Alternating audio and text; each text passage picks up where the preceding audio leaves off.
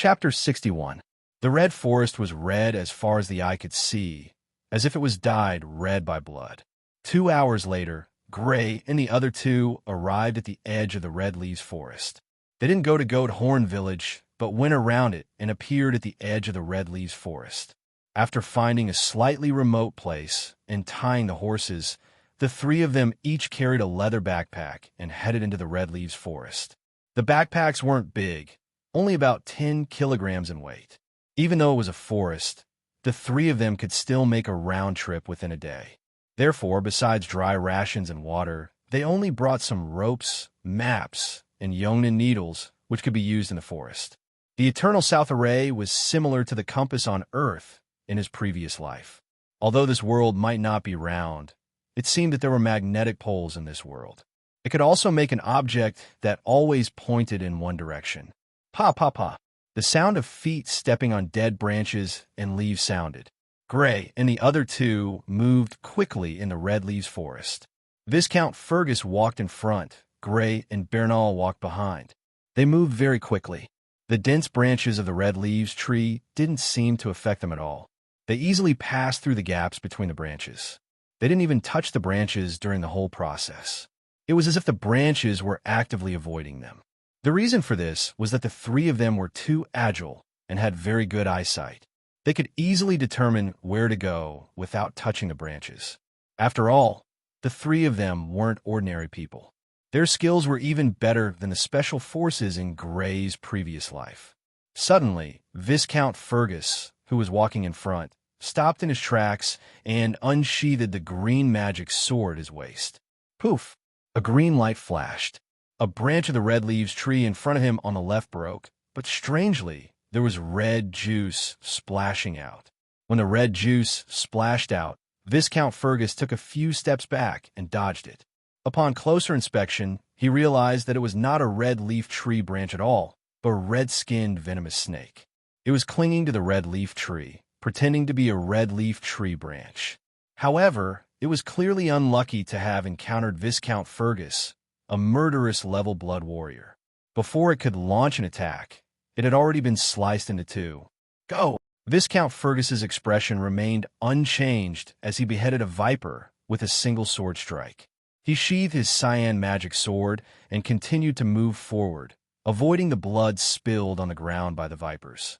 Gray and Bernal looked at each other and quickly followed. With their reactions, they should be able to react and kill the poisonous snake before it attacked. However, it was impossible for them to discover and kill the poisonous snake before it attacked like Viscount Fergus did. Not only did this require extremely powerful eyesight, but it also required an extremely terrifying reaction time. However, they did not possess these two things at the moment. Next, the two of them witnessed the strength of a murderous level blood warrior. Along the way, although they encountered a few wild beasts, Viscount Fergus always discovered them before the wild beasts discovered them. He would either lead Gray and Bernal to take a detour to avoid them. If they could not, he would kill them with lightning speed. Whether it was snakes or large wild beasts, all the wild beasts were killed by his sword in one strike. There was no need for a second strike. The three of them hurried on. In just 2 hours, they had traveled more than 20 miles in this rugged and difficult forest terrain. They were not far from the place where the treasure was hidden on the map. At this point, Viscount Fergus finally slowed down. Gray and Bernal's expressions also became serious. For the two of them, the real test had begun. The following journey would not be as easy as the previous one because they were now slightly deeper into the Red Leaf Forest. In other words, there was a possibility of encountering blood fiends. Blood fiends had always been synonymous with terror on this continent. Because of fear, they were often used as a means to scare children. In the Purple Moon Kingdom alone, more than 100,000 people died under the claws and teeth of blood fiends every year.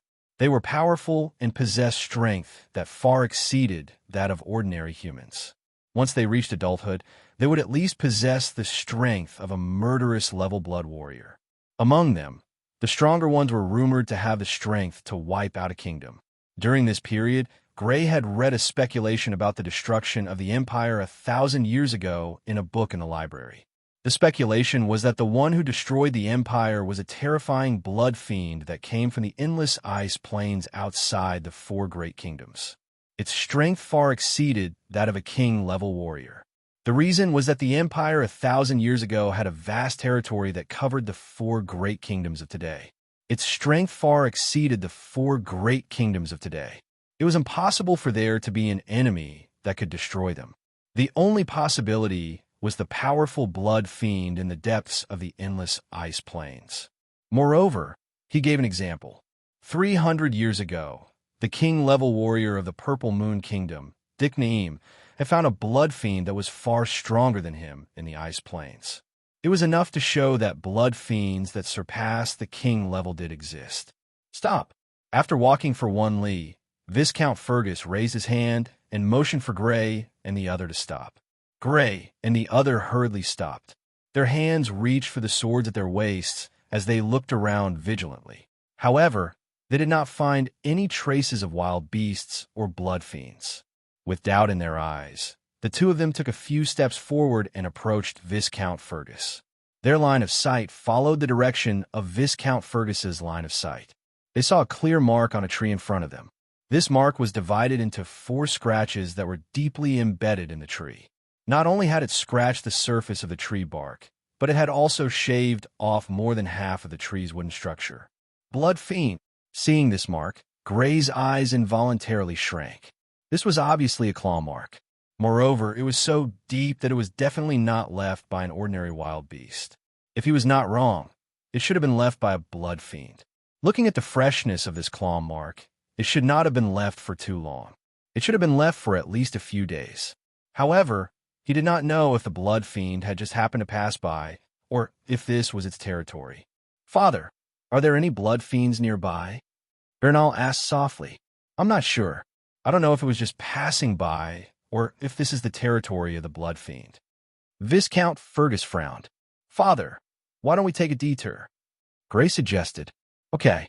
Viscount Fergus happily accepted the suggestion and took out a map to study how to take a detour.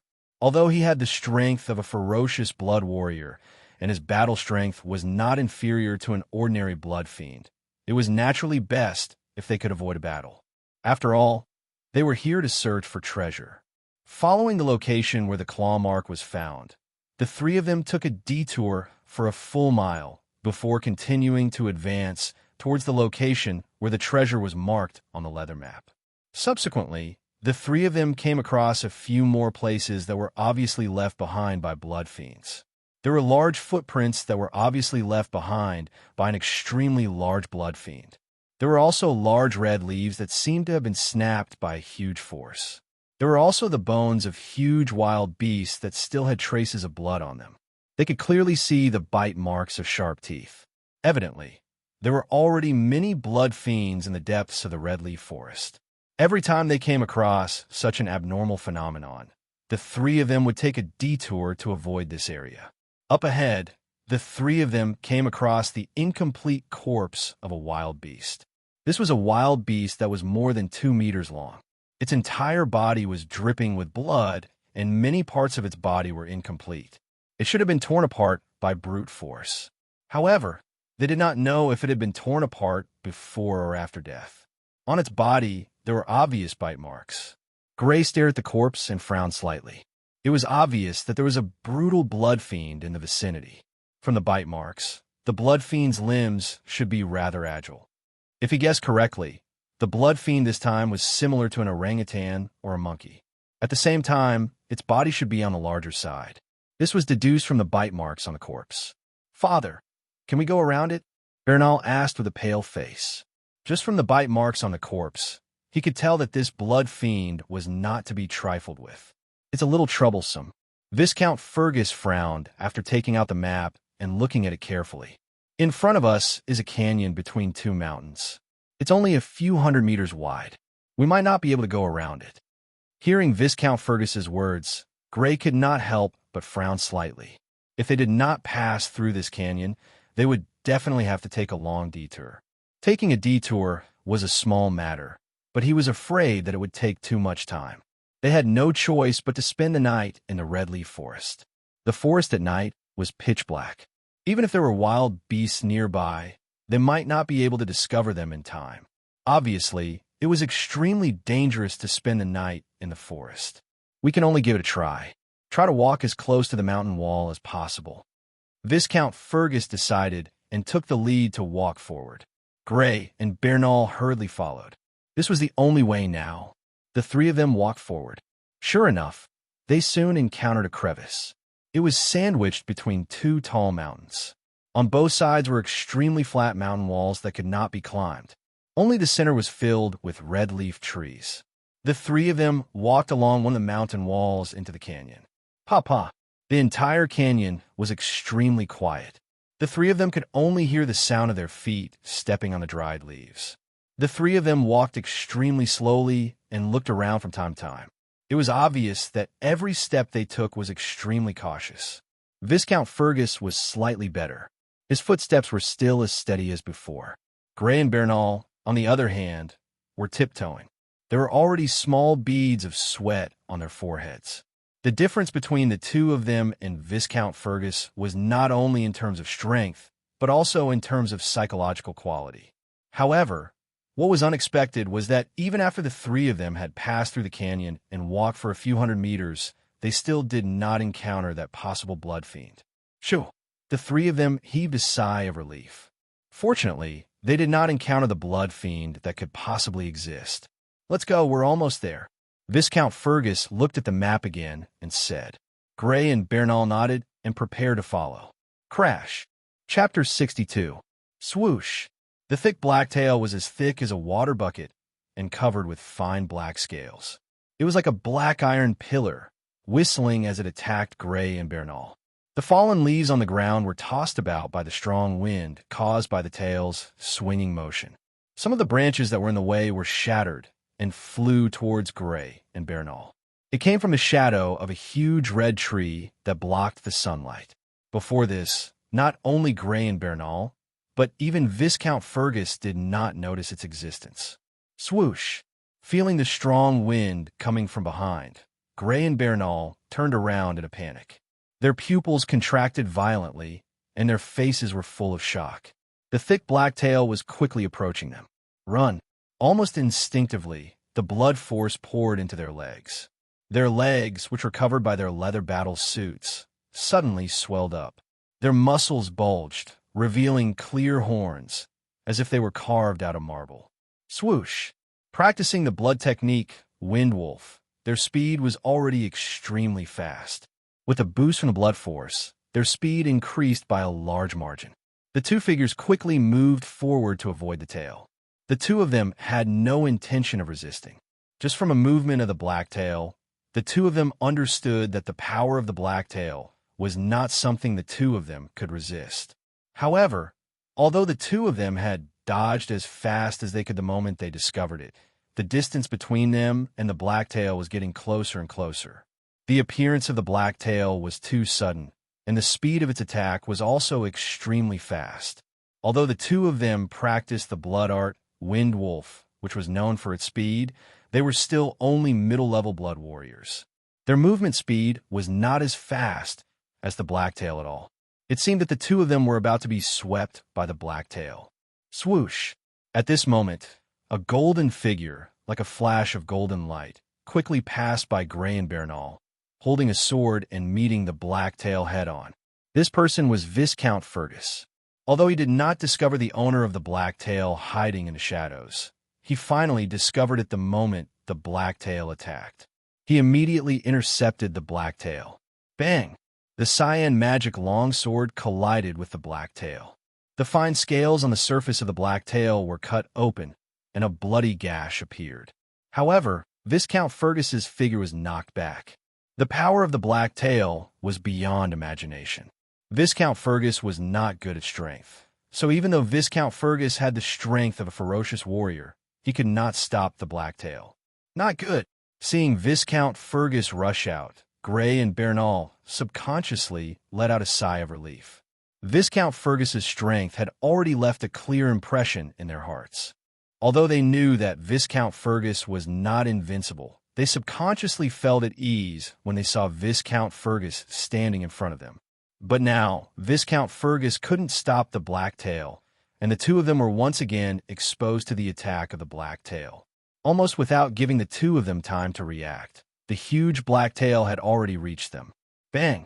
Bernal subconsciously turned around and used his arms to block in front of him. He used his arms to protect his body and withstand the impact of the black tail. With a muffled sound, he quickly flew backward and broke countless branches before finally falling to the ground with a bang. Bang! The thick black tail gradually enlarged in his sight. Gray's heart pounded. He was sure that his heart rate was at least 150 beats per minute. However, the strange thing was that his mind was unusually clear and his thoughts were extremely active. Obviously, it should be the battle talent inherited from this body that affected him. Facing the incoming blacktail, he did not use his arms to protect his body like Bernal did. Instead, he turned around and poured the strength of blood into his hands. Bang! With a soft sound, his hands that were filled with the strength of blood suddenly swelled up. His muscles bulged, and the armor on his hands became tight. Then, he punched out with both fists and hammered the blacktail. Bang! His fist felt as if it had collided with a dense steel plate. It became numb, and his entire body slid out. However, the giant blacktail was hammered by his hammer. It suddenly stopped and slid down powerlessly. Its forward momentum was finally stopped. Before the blacktail hit Gray, its power had been greatly reduced because of Viscount Fergus's block. Gray, on the other hand, had fused with Hanhu's strength. His strength was already extremely strong. When the strength of blood was poured into his hands, his strength increased exponentially. With this strength, he finally blocked the remaining power of the blacktail. Phew! After blocking the attack of the blacktail, Gray used the momentum of sliding backward to increase the distance between him and the blacktail. He didn't dare to look at Bernal's current situation. His eyes stared vigilantly at the shadow of the giant tree as his heart pounded wildly. The black tail was retracted, and a figure appeared from the shadow of the giant tree. It was a giant snake with a body as thick as a bucket and a length of more than 10 meters. Its body was covered in black scales, and it had a ferocious triangular head. In terms of body size, this giant snake's body was extremely short and thick. Simply put, it was extremely bloated. Hiss! The snake's body stood tall and was at least 2 meters tall. A black forked tongue flickered in and out of the snake's mouth. Its black eyes stared coldly and mercilessly at Gray. Shadow Snake. Gray's expression was grave. Seeing this ferocious appearance and combining it with the books he had read in the library, Gray immediately guessed the name of this giant snake. Shadow Snake, a snake that hid in the shadows. They were hidden experts among the blood fiends and had the ability to hide themselves in the shadows. Regardless of whether it was the shadow of a tree or the shadow of a mountain rock, as long as it was a shadow, they could hide within it without leaving a trace. This was also why Viscount Fergus had not discovered it previously. Being stared at by the other party's cold black eyes, Gray could not help but feel a chill in his heart. The eyesight of snakes in his previous life was very poor. He did not know how good the eyesight of snakes in this world was, but that sense of danger made his hair stand on end. Whoosh! At this moment, Viscount Fergus, who was wearing a golden battle armor, appeared with a whoosh and blocked in front of him. The pressure on his body immediately lessened. Gray, go and take a look at Bernal's situation, Viscount Fergus said in a deep voice as he stared at the shadow snake with a serious expression. He was not injured, not to mention the magic battle armor on his body that was reinforced with magic metal. Even with the strength of a ferocious blood warrior, he would not be easily injured. Although he had been sent flying by the shadow snake's giant tail, it was clear that it had only sent him flying. Yes. With the pressure gone, Gray hurriedly ran toward Bernal. Although he had blocked the attack of the shadow snake's giant tail in the end, Gray would not be so arrogant as to think that he could contend against the shadow snake. The only reason he had been able to block it was because Viscount Fergus had already weakened the power of the giant tail. When Gray ran to Bernal's side, Bernal had already struggled to stand up, but he seemed to be in a sorry state. His white battle armor was full of red scratches left behind when he had crashed into the branches of the red leaf tree. Moreover, his arms were hanging straight and limp, as if he could not exert any strength. "Brother Bernal, your hands?" Looking at the other party's hands, Gray asked worriedly. They might have been dislocated. Because of the pain, sweat slid down his forehead. Bernal looked at Gray with a complicated expression. Facing the attack of the giant tail, he only had time to use his hands to protect his body and paid the price of dislocating his hands. On the other hand, Gray had blocked the attack of the giant tail without suffering any injuries. The difference in strength between the two was obvious. Dislocated, Gray's face showed that he was in a difficult position. During this period of time, he had been learning actual combat and had not learned first aid at all. In his previous life, he was only an ordinary office worker and had not come into contact with such difficult skills. Therefore, he did not know how to recover Bernal's dislocated hands. Viscount Fergus should know, but now that he was facing off against the shadow snake, he clearly did not have the energy to help Bernal relocate his dislocated hands. "It's okay, I can still bear it." Seeing Gray's difficulty, Bernal smiled, but because of the pain, his smile was a bit stiff. Both of their gazes could not help but look at Viscount Fergus and the shadow snake. Viscount Fergus and the shadow snake did not exchange blows. They were still facing off. The shadow snake stood up high and flicked its tongue, while Viscount Fergus coldly stared at the shadow snake. In his right hand, he held the green magic sword tightly. The two were in a deadlock, and the atmosphere became extremely heavy. Finally, the shadow snake could not help but make the first move. Whoosh! The black tail, as thick as a bucket, was like a huge black pillar. It tore through the air and whipped towards Viscount Fergus. Along the way, it swept through everything. All the branches of the red-leaf trees that were swept away were all shattered.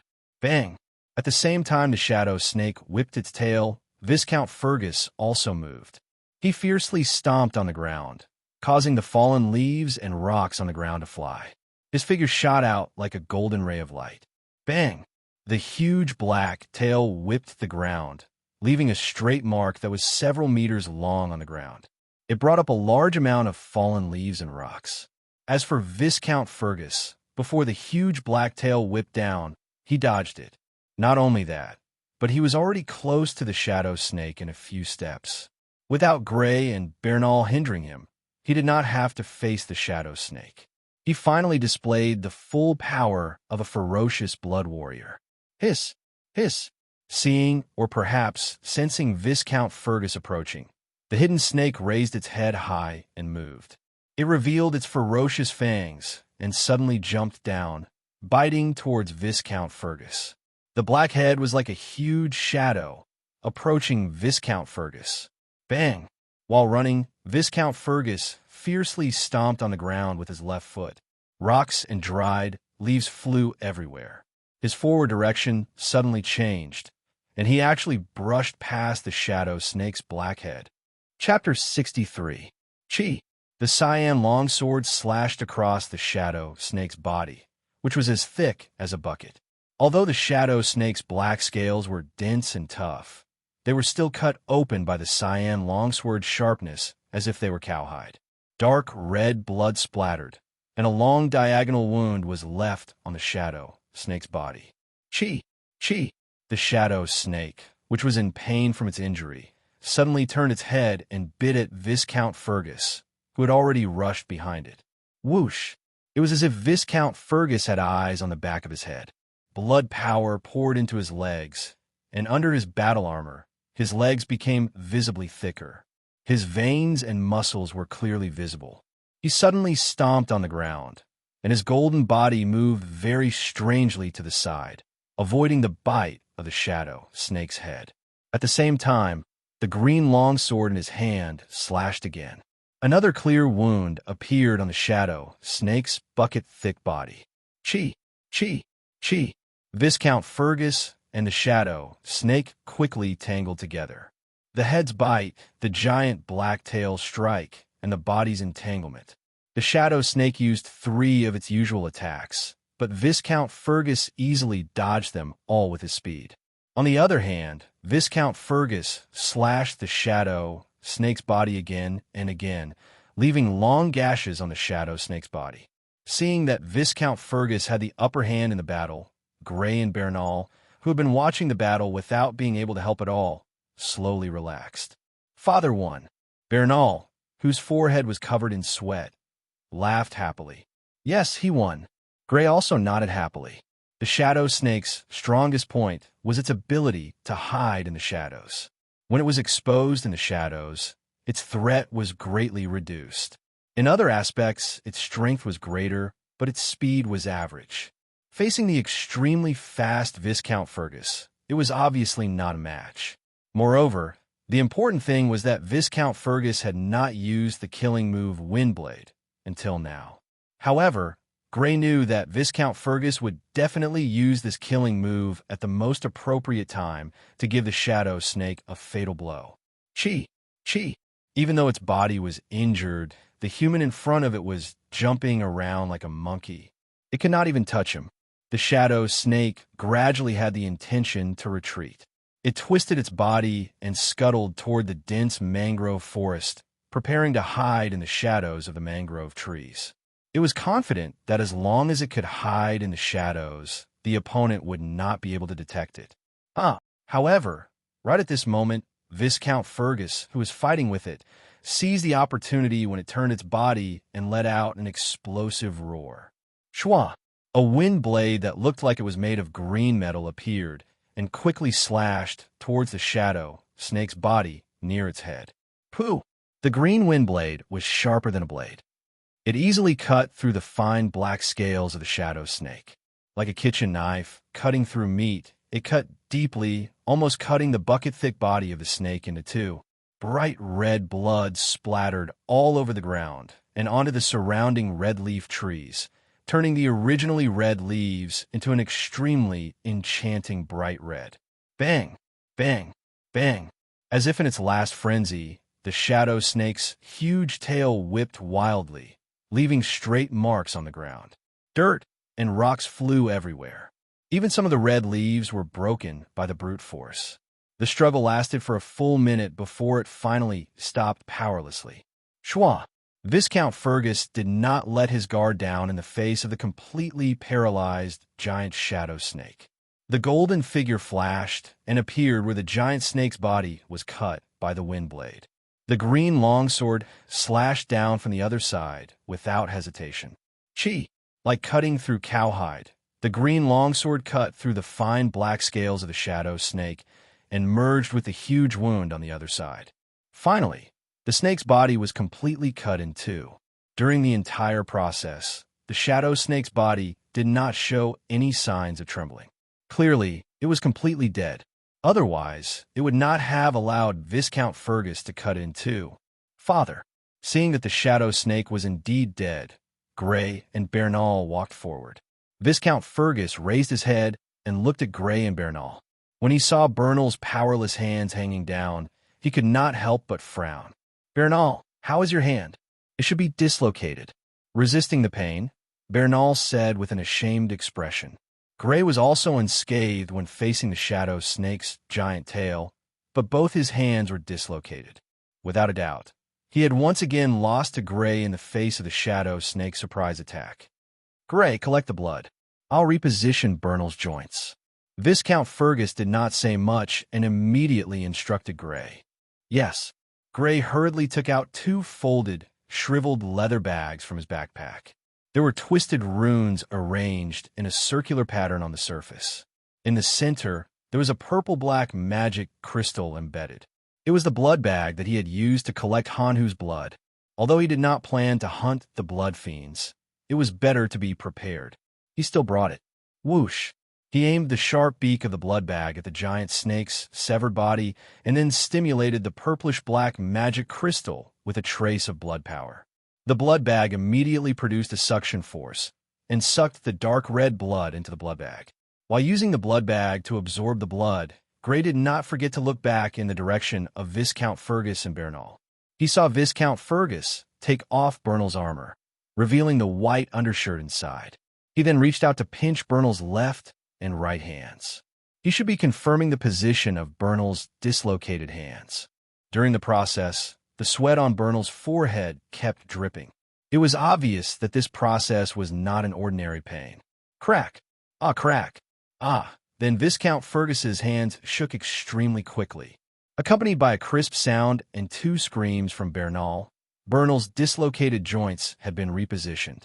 Fortunately, there are no fractures, only dislocations, Viscount Fergus said. Phew! Hearing this, Bernal let out an obvious sigh. A dislocation and a fracture were 2 different concepts. A dislocation was only a dislocated joint that could be repositioned. However, if it was a fracture, it would not be as simple as repositioning. Not only did the broken bone need to be repositioned, it also needed to be fixed and wait for it to grow and heal automatically. Although blood warriors had a stronger recovery ability than ordinary people and had a special ointment that accelerated the self-healing of bones, it would still take at least a month to fully recover. During this 1 month, inconvenient movements were secondary. There were servants in the castle, and life would not become inconvenient, but it would delay his training. Now that Gray had caught up, if he delayed his training for a month because of this, he was afraid that he would immediately be left behind by Gray. Then Viscount Fergus rolled up Bernal's sleeves. It was obvious that Bernal's shoulder joints had a huge red swelling. He took out a box of green jade hemostatic ointment from his backpack, scooped out the green ointment from within, and applied it on Bernal's swollen shoulder joints before quickly rubbing it. During the process, although Bernal resisted the pain, he still let out muffled groans from time to time. It was obviously not an ordinary pain.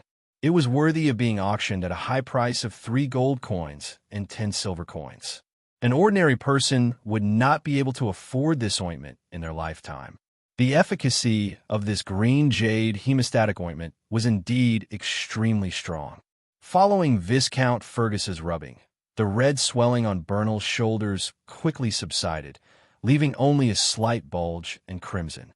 When the 2 bags became bulging, Gray could no longer suck blood from the snake's body.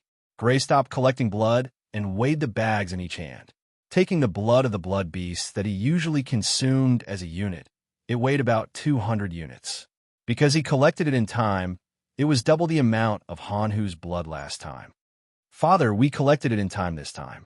We should be able to extract the essence of the blood, right? Gray asked as he walked over with the 2 heavy bags of blood. Essence of the blood was the essence extracted from blood. This was a precious item that could be used to implant a bloodline when combined with medicine. It could be said to be extremely precious. Generally speaking, only 1 portion of essence could be extracted from the blood of a blood beast.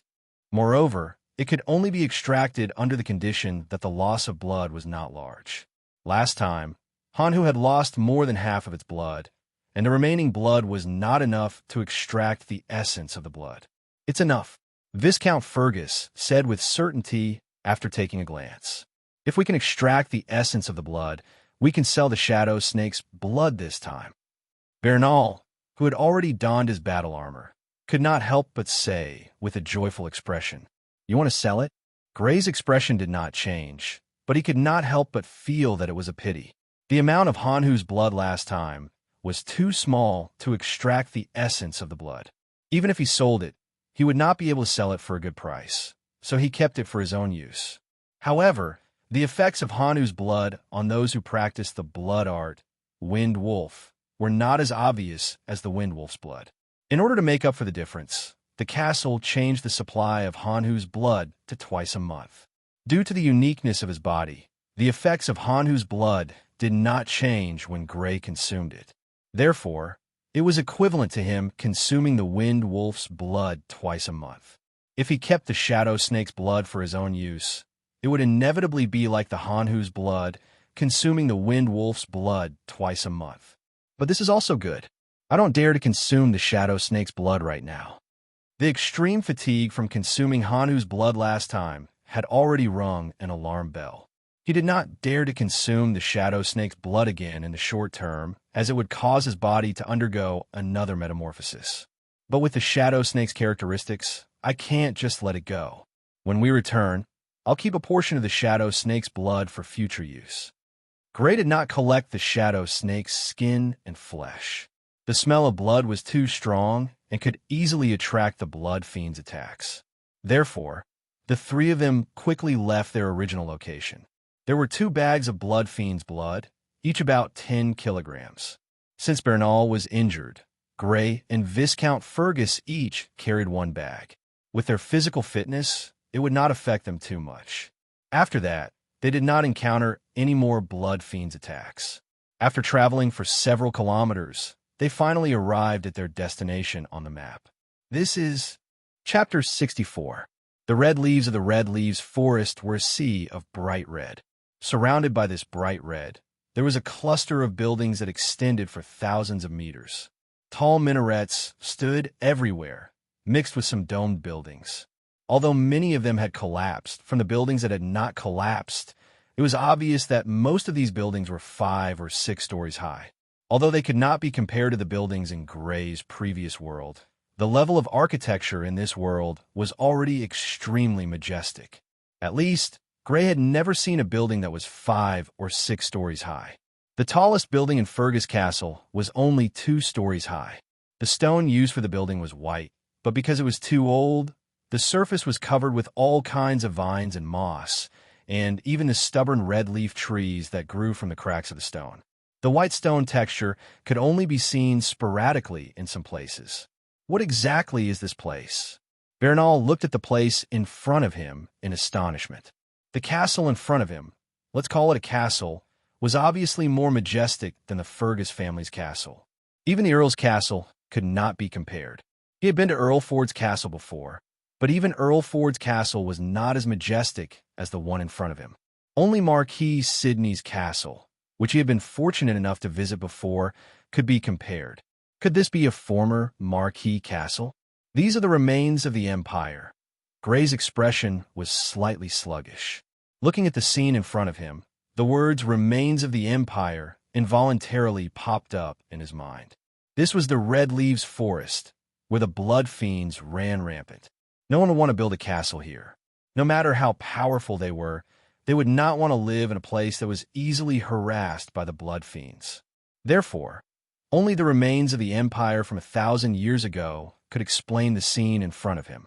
1,000 years was too long. It was entirely possible that the sea had changed into mulberry fields, and forests. 1,000 years ago, the surrounding dozens of miles might have been a forest without red leaves. The surroundings were full of fertile soil, and the owner of this castle was the ruler of this vast area. However, 1,000 years had passed, and the empire had been destroyed.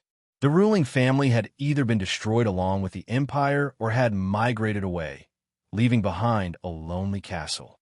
However, it would never wait for the return of its owner. Remains of the empire? What is it?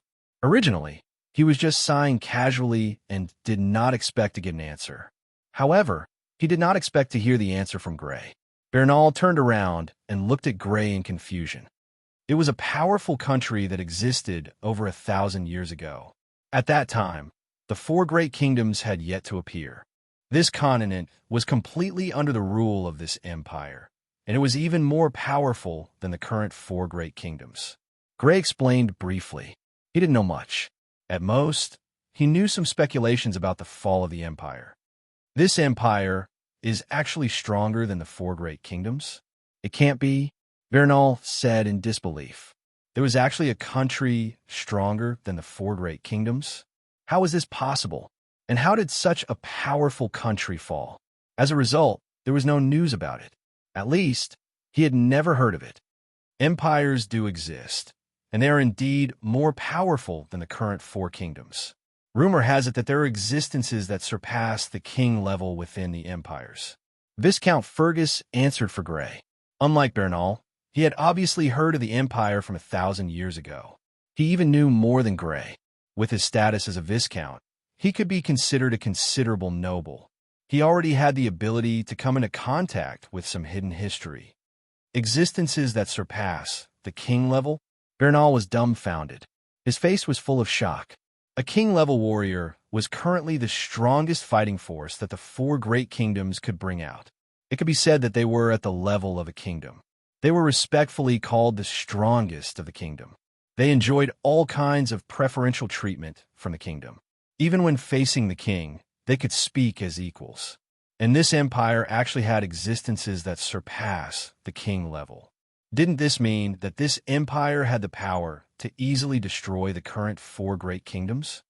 If this is the remains of the empire, then doesn't that mean? Then, Bernal's mind could not help but wander in another direction. This castle was the remains of the empire. Didn't that mean that it was very likely that there were things from the empire? With the strength of the empire, the things that the nobles of the empire had would definitely not be bad. Thinking of this, his eyes suddenly became fervent. Let's go in and take a look. Although it is very likely that it has already been visited by others, and not just one group of people. Viscount Fergus took large strides forward and walked towards an entrance that was closer. The people who drew the map must have been a group of people, and the people who inexplicably left the map in Hanhu's stomach must have been another group of people. Therefore, Viscount Fergus judged that there was more than one group of people. Gray and Bernal hurriedly followed. Although they already knew that at least 2 groups of people had visited, they still could not help but feel a trace of anticipation. With such a large castle, perhaps there would still be some good things left in some hidden corner. When they arrived at the entrance, the 3 of them could not help but narrow their eyes. Because too much time had passed, a large number of vines were attached to the entrance. At this moment, these vines that were blocking the entrance were neatly cut open. This was obviously caused by a blade. Evidently, it confirmed their previous guess that this place had already been visited by others. Viscount Fergus walked in front, while Gray and Bernal followed behind. The 3 of them walked into the building. What entered their eyes was a large hall. There were many furniture furnishings, but they were all decayed. The ground was white, but it was already full of dust. On the dust, a series of clear footprints could be seen. 5 people have been here. Staring at these footprints, Bernal came to a conclusion after carefully distinguishing them. Split up and search. See if there is anything valuable left. Viscount Fergus ordered. Yes. Gray and Bernal nodded. The 3 of them began to search the entire building. First, they searched along the walls of the hall on the first floor for a while. After finding nothing, they began to search upstairs. So many books. In a huge room of thousands of square meters on the second floor, Gray and the other 2 saw a huge library. It was full of books, at least tens of thousands of books. However, what should have been rows of bookshelves had all collapsed due to the dampness. Leather books fell to the ground one after another. The leather was rotten and smelly, and the pages of the books had turned into puddles of debris. Gray and the other 2 checked carefully and found that there was not a single complete book. It was also possible that the well-preserved books had been taken away by the previous visitors. In short, there was no harvest. What a pity! Gray could not help but feel a little regretful. These are books from the Empire. It must have recorded the situation of the Empire. It was an excellent opportunity to understand the Empire. Unfortunately, there was not a single book that could be identified. The 3 of them left the library and began to search again. Bedroom, study, living room. There were many rooms that Gray and the others could not see the purpose of. However, without exception, there was still no harvest. In the end, the 3 of them searched the entire building and the other buildings connected to it, but there was still no harvest. This is too clean. Walking out of the building, Bernal said helplessly. Originally, he wanted to pick up the leftovers and see if he could pick up the things left behind by the people in front of him. However, it turned out that no one would let go of good things. Let's look elsewhere. Viscount Fergus had obviously expected this situation. His expression did not change as he looked at the other buildings in the castle. The 3 of them searched one building after another. They did not even let go of the collapsed ones. Many places were moved away from the collapsed earth and rocks. They went in a search, but there was still no harvest. As they searched, the 3 of them came to a huge building that was connected to many other buildings. It was probably located in the backyard of the castle. Come here quickly. Suddenly, Bernal, who was in a room, exclaimed. There was obvious joy in his voice. When Gray and Viscount Fergus heard this, they hurried over. When Gray and Viscount Fergus arrived, they saw that in a room of more than 100 square meters, there was a square cave of about 2 meters on the ground near the corner. Chapter 65. It's a secret room. Gray was pleasantly surprised. Although he was curious as to why this secret room wasn't covered up, what else could it be if it wasn't a secret room? A secret room was a good place. Generally speaking, such a place would hide extremely valuable items that were not easily seen by outsiders. For example, the Fergus family's secret room. From what he knew, there was such a secret room in Fergus Castle. It stored the wealth accumulated by the Fergus family over 100 years. Only Viscount Fergus knew where it was and how to open it. Perhaps Madame de Milan knew as well. The three of them approached the secret room and looked in through the entrance. They discovered that the stairs seemed to be very long and didn't seem to go down in a straight line. They couldn't see the end of it. Viscount Fergus took out a metal cylinder that could be held in one hand from his backpack. A series of runes were engraved on the surface of the metal cylinder. At the same time, a small dark purple magic crystal was embedded in it. At the very top of the metal cylinder, there was a round ball made of yellow crystal. It was deeply embedded in the metal, and only a small part of it could be seen. Viscount Fergus stimulated the dark purple magic crystal with a trace of blood energy. Suddenly, a bright light shone from the crystal ball and spread out in all directions. Obviously, this was a rune item. It was a simplified version of a rune lamp. Although it wasn't as bright as a rune lamp, it could be carried around at any time. Its practicality was greatly increased. These kinds of secret rooms usually have things like rune mechanisms. Follow me closely and don't casually touch anything inside. Viscount Fergus turned his head and spoke to Gray and Bernal with a serious expression. Yes, Gray and Bernal also nodded solemnly. Rune mechanisms were triggered weapons made by rune masters. They were placed in special places. Once they were stepped on or touched, they would activate and shoot out all kinds of attacks. For example, arrows, iron needles, and even attacks similar to the abilities of blood fiends. It could be said to be extremely dangerous. The three of them carefully walked down the stairs. Beneath their feet was an earthy, yellow staircase. As expected, the staircase was not straight down. In the middle, there was a spiral structure. After going through several spiraling structures and descending tens of meters, the three of them finally stepped on flat ground. They had reached the bottom of the secret chamber. With the help of the rune lamp in Fergus's hand, Gray discovered that the three of them were at the end of a passage. In front of him was a passageway with no end in sight. The surrounding ground and walls were paved with earthy yellow stones that resembled stairs. Holding the rune lamp, Viscount Fergus walked forward. Gray and Bernal hurriedly followed. The earthen yellow tunnel was about 3 meters wide.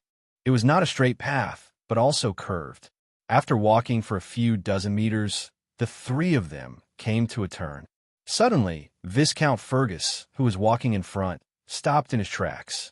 Gray and Bernal, who were following closely behind him, almost couldn't stop because they were too close. They almost bumped into Viscount Fergus. Stopping and looking forward with the help of the light, Gray's face couldn't help but change slightly. The ground in front of them was covered with a large number of short arrows, iron needles, and other sharp weapons. The edges of the blades were sharp and could still flicker with a white metallic luster. It was unknown how they had not decayed after 1,000 years. In addition, there were large amounts of stone fragments on the ground. The surrounding walls also had traces of being hit by sharp weapons. Obviously, there must be a mechanism in front. It was just that it had been triggered by the people who came here first. Although it should have been triggered, don't be careless. It's very likely that there are mechanisms that haven't been triggered yet. Viscount Fergus instructed again before stepping forward. Gray and Bernal followed. This time, their speed was clearly slower than before. Stepping on short arrows, iron needles, and other things, the three of them carefully walked forward. Ha! Suddenly, Viscount Fergus, who was walking in front, seemed to have stepped on a loose stone slab. There was an obvious strange sound. Kacha! Whoosh, whoosh, whoosh. Then, there was a kacha sound on both sides of the wall. A few stone slabs retracted, revealing a hole. From the hole, a whistling sound suddenly came. Some kind of sharp weapon with a bright white metallic luster quickly shot out from these holes. Not good. Gray's face changed greatly. He didn't have time to think about anything else. Blood power poured into his legs. His legs suddenly became thicker and his veins bulged. He suddenly retreated. Bernal was the same as him. However, although the two of them were moving very fast, it was obviously not as fast as the speed of the hidden weapons. They were about to be hit by the hidden weapons. Whoosh! At this moment, a strong wind flashed. The two of them felt that they were lifted up and quickly retreated. Ding, ding, ding. A series of clanking sounds came from behind. It was the sound of the metal hidden weapons hitting the wall. At the critical moment, Viscount Fergus carried the two of them and dodged the attack of the hidden weapons. Uff! After the hidden weapons were shot out of the passage, Gray and Bernal, who were put down by Viscount Fergus, couldn't help but let out a long sigh. Fine sweat appeared on their foreheads. Just a little bit more. Gray looked at the passage in front with lingering fear. If it weren't for Viscount Fergus' timely intervention, he and Bernal would have been injured if not dead. Although he had the iron rhino inner armor with super strong defense, it was only an inner armor after all. It couldn't protect all parts of his body. If his head was hit by the hidden weapons, he would have died without a doubt. Viscount Fergus also looked at the passage in front with a serious expression. After a moment, he turned back and said seriously, "There should be some mechanisms that haven't been triggered. You guys follow behind me and keep a distance from me. Follow my footsteps." Yes. Gray and Bernal hurriedly nodded. They now realized that it was rather dangerous to get too close to Viscount Fergus. After all, Viscount Fergus was leading the way in front. It was very likely that the mechanisms would be triggered. If the two of them were too close, it was very likely that they would be implicated. The three of them, one at the front and two at the back, moved forward again. They raised their vigilance to the highest level. However, this time, they didn't encounter any more mechanisms until they turned a few corners and entered a spacious room. However, along the way, the traces left on the ground and walls of the passage made the three of them feel their hair stand on end. Not only were there traces left by various sharp weapons, but there were also pitch-black traces that seemed to have been burned by fire. There were even some traces that seemed to have been corroded by some kind of corrosive substance. The earthy yellow stone walls were easily corroded with holes that were dozens of centimeters deep. Gray even felt that even the iron rhino inner armor on his body might not be able to withstand such corrosive attacks. After entering the spacious room, Gray was surprised to find that the room was lit. This was a room of about 1,000 square meters. On the ceiling of the room, there was a huge rune lamp that was suspended. At this moment, this rune lamp was lit. It was unknown whether it had been activated by the people who had entered before, or it had been lit since 1,000 years ago. Gray guessed that it should be the latter. Even if the magic crystal was extremely rich in magic, it couldn't be lit for 1,000 years. The magic would definitely be exhausted. Therefore, it was most likely that the people who had visited before had activated the rune lamp. His gaze scanned the room, and in the next moment, he couldn't help but exclaim in surprise. Hearing his voice, Viscount Fergus and Bernal turned their heads to look. Their gazes were immediately filled with surprise. On one side of the room, there was a metal giant that was at least 5 meters tall and had been cut in two. On the metal giant's body that had been cut in two, there were all kinds of twisted runes. It was simply like the crazy tattoo enthusiast in Gray's previous life. It was covered from head to toe. The three of them walked to the side of the metal giant and carefully sized it up. Gray's gaze landed on the metal giant's body, and his pupils involuntarily shrank. The cut was extremely smooth, and there were no signs of a second cut. In other words, this metal giant had actually been cut in two with a single blow. The metal giant was 5 meters tall, and the diameter of its torso was no less than 1.5 meters. However, such a metal giant had actually been cut in two with a single blow. One can imagine how powerful the attack was. According to Gray's estimation, Viscount Fergus was far from being able to achieve this level. Even if he used the Blood Fiend ability Windblade, definitely wouldn't be able to achieve this. In other words, The strength of the person who had attacked was at least a berserker warrior who was above the ferocious blood warrior. It might even be an even stronger berserker blood warrior. Viscount Fergus had obviously also discovered this point, and it could be seen from the serious expression on his face. "Father, what exactly is this thing?" Bernal was extremely curious about what the thing in front of him was. From the runes all over its body, it should be a rune item. However, it was so huge and in the shape of a human. It was truly strange. "This is a rune puppet." Viscount Fergus frowned and said, "Rune item?" Gray couldn't help but be curious. "Yes, this is a kind of battle puppet made by a battle rune master. It is said that it was very common during the Empire's era. Now, there are very few rune masters who know this kind of rune technique." Viscount Fergus explained, "This kind of battle puppet has extremely powerful fighting ability, and it doesn't know fatigue. Unless the magic power of the magic crystal hidden in its body is exhausted, or it is completely destroyed, it will continue to fight forever." "It never knows fatigue?" Gray couldn't help but be startled. If this kind of battle puppet that never knew fatigue could be mass-produced and used as an army, it would definitely be extremely terrifying. It was actually very common during the Empire's era. From this, one could infer how powerful the Empire was. Chapter 66. Shifting his gaze away from the rune puppet, he surveyed the entire room. Gray discovered that the room in front of him should be a place similar to a large hall. The surrounding walls were carved with beautiful patterns, but it was extremely empty. Apart from some flower vases, stone carvings, and the like, there were no other decorations placed in the corners of the walls.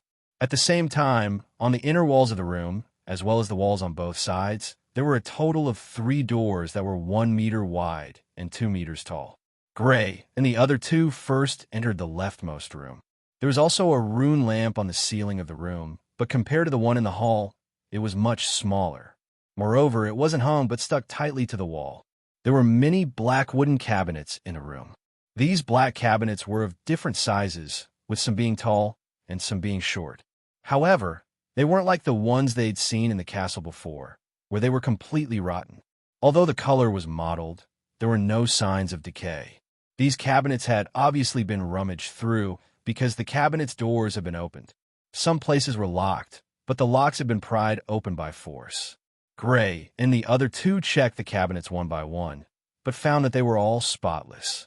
There wasn't even the slightest bit of residue left behind. After searching through all the cabinets, the 3 of them didn't even know what these cabinets were used for. One could only imagine how clean the people in front of them had been. After leaving this room, the 3 of them entered the room against the wall. The ceiling was also lit by a rune lamp. Rows of brackets were placed against the walls of the room. The wooden planks of the brackets were slightly slanted, and there were rows of wooden strips arranged vertically on them. There were obvious slots on the wooden strips. Fergus Castle also had such a structure. They were brackets used to store weapons. For example, the ironwood sword that Gray had used in his battle with Bernal had been taken from one of those brackets. If he wasn't mistaken, these racks used to be used to store weapons as well. However, they were probably of a much higher grade than the ones in Viscount Fergus Castle. Perhaps there used to be magic weapons as well. However, they were all empty now, leaving only the racks here. Leaving this room, the 3 of them came to the last room, which was the one against the right wall. Wow! After entering the room, Bernal couldn't help but exclaim. Gray and Viscount Fergus were also stunned. Gold, dazzling gold. In the room, at the innermost wall, there was a small mountain shining with golden light. It was as tall as a person and was completely made of gold coins, making it difficult for people to take their eyes off it. How many gold coins is this? Swallowing a mouthful of saliva, Gray looked a little sluggish. 3 million? Or 5 million? They were too big, and there were too many of them. It was difficult to estimate the number of gold coins in front of him with just his eyes. In this world, ordinary civilians might not be able to earn a single gold coin in their entire lives. However, there were millions of gold coins in front of them. If they were used to pay ordinary civilians, they could hire millions of people to work for a lifetime. One could imagine how shocking the amount of gold coins in front of them was. It would be even better if it's from the Purple Moon Kingdom. Bernal had already walked up quickly, grabbed a handful of gold coins, and looked at them in the palm of his hand, and sighed slightly. Gray also walked over, grabbed a few gold coins, and spread them out in the palm of his hand. There was a portrait on the front of the gold coins. In the portrait, there was a dignified middle-aged man. Even through the gold coins, the other party's dignified image jumped out. At the bottom of the portrait, there were the words, Palmer III. Something that would appear in the ruins of the Empire naturally couldn't be something from the Purple Moon Kingdom. Moreover, the Purple Moon Kingdom didn't have a person like Palmer III. Therefore, this person called Palmer III must be someone from the Empire. Gray guessed that this person was very likely to be a king of one of the empires.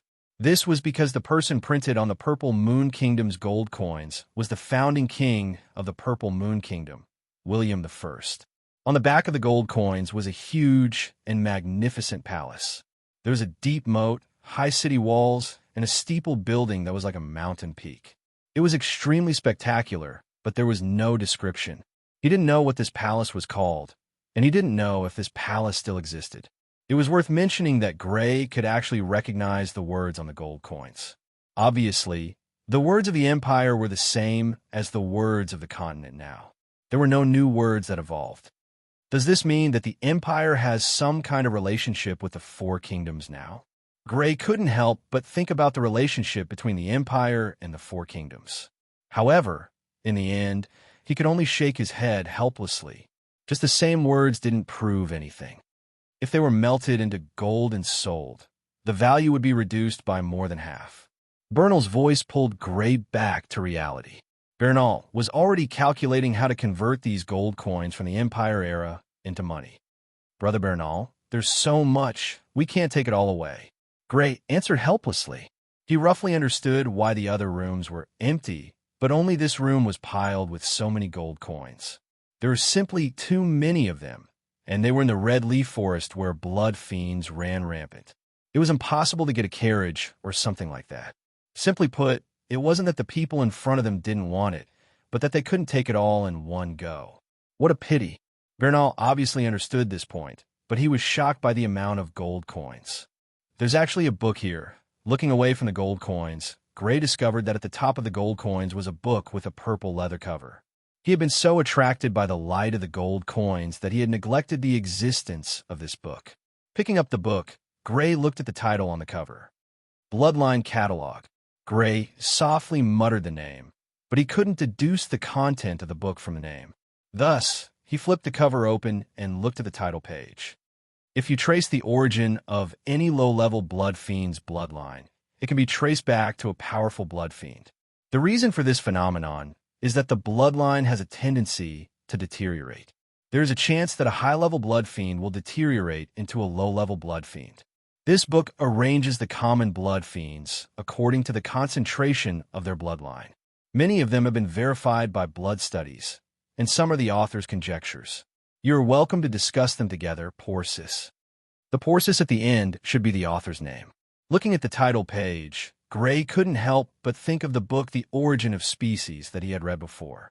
Although the arguments were not the same, and were even completely opposite, one was a conjecture based on the deterioration of species, the other was based on the evolution of species. However, they had the same effect. Both proved that there was a bloodline connection between high-level blood fiends and low-level blood fiends. Gray, what is this book about? Seeing that Gray had actually found a book, Bernal asked curiously. It's about blood fiends. Gray handed the book to Bernal, but Bernal handed it back after reading it. Clearly, he wasn't that interested in books.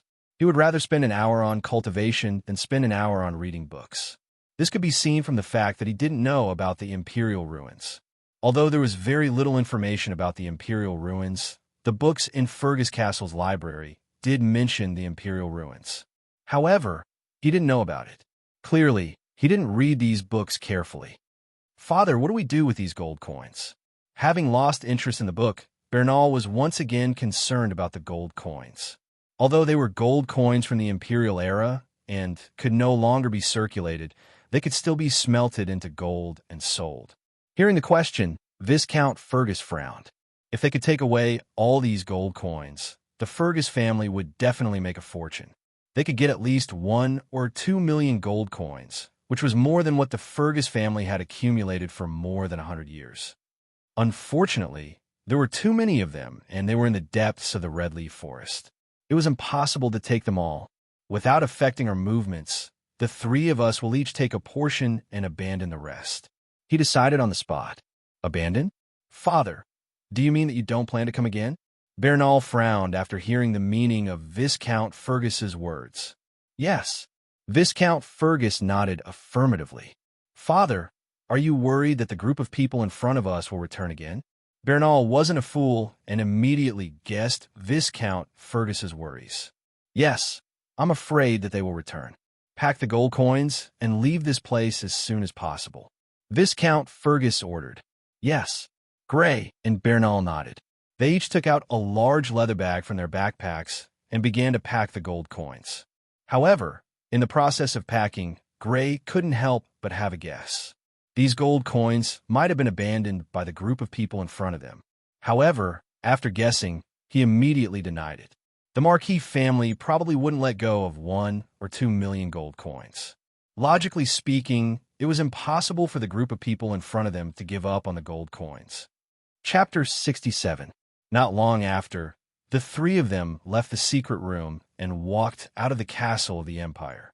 Even the injured Bernal was not spared. The three of them had heavy gold coins on their backs. Gray and Bernal each had 100 pounds of gold coins on their backs, while Viscount Fergus had 300 pounds of gold coins on his back. It was not that they could not carry it, but if they continued to increase the weight, it would seriously affect their mobility. In the Red Leaf Forest, where the blood fiends ran rampant, it would be extremely dangerous if they lost their mobility. Like last time, when the shadow snake suddenly attacked, if Viscount Fergus had reacted a little slower, he would not have been able to block half of the attack. Bernal would not have only dislocated his hands, and Gray would not have been unscathed. Even if he did not die, he would have been seriously injured. Even with the protection of the iron rhino inner armor, there was no way he could protect every part of his body. In fact, the weight had already affected their mobility to a certain extent, but it was not serious. Especially for Gray and Viscount Fergus. Besides the gold coins, they also had the blood of the shadow snake, which made them even heavier. It's gone. Walking back, the three of them quickly came to the place where the shadow snake was killed. They found that the place where the body of the shadow snake was supposed to be was empty. It was dragged away by some large beast. Bernal frowned. The body of the shadow snake was at least 500 pounds. Even if it was broken in two, the heaviest part was still at least 400 pounds. To be able to drag such a heavy body away, the body of this large beast must have been very large. Look in the direction of this trace. Suddenly, Gray's pupils shrank as he pointed in the direction of the trace. Viscount Fergus and Bernal looked up, and their pupils shrank. The trail was heading in the direction of the canyon that they had passed through earlier. It was self-evident what it meant. There really is a blood fiend in that valley. Bernal swallowed his saliva and said, "Let's go, be careful." Viscount Fergus looked deeply into the valley, and then called out to Gray and Bernal. Regardless of whether there really was a blood fiend in the valley, they had to pass through it. Although they did not want to, if they really encountered one, they would have to fight. The reason why he did not want to fight with a blood fiend was that he did not have the confidence to win. Different blood fiends had great differences in their physical abilities. The wind wolf could spit wind blades, and its movement speed was at the top. The giant python had the ability to hide in the shadows and was quite strong, but its movement speed was only at the middle level.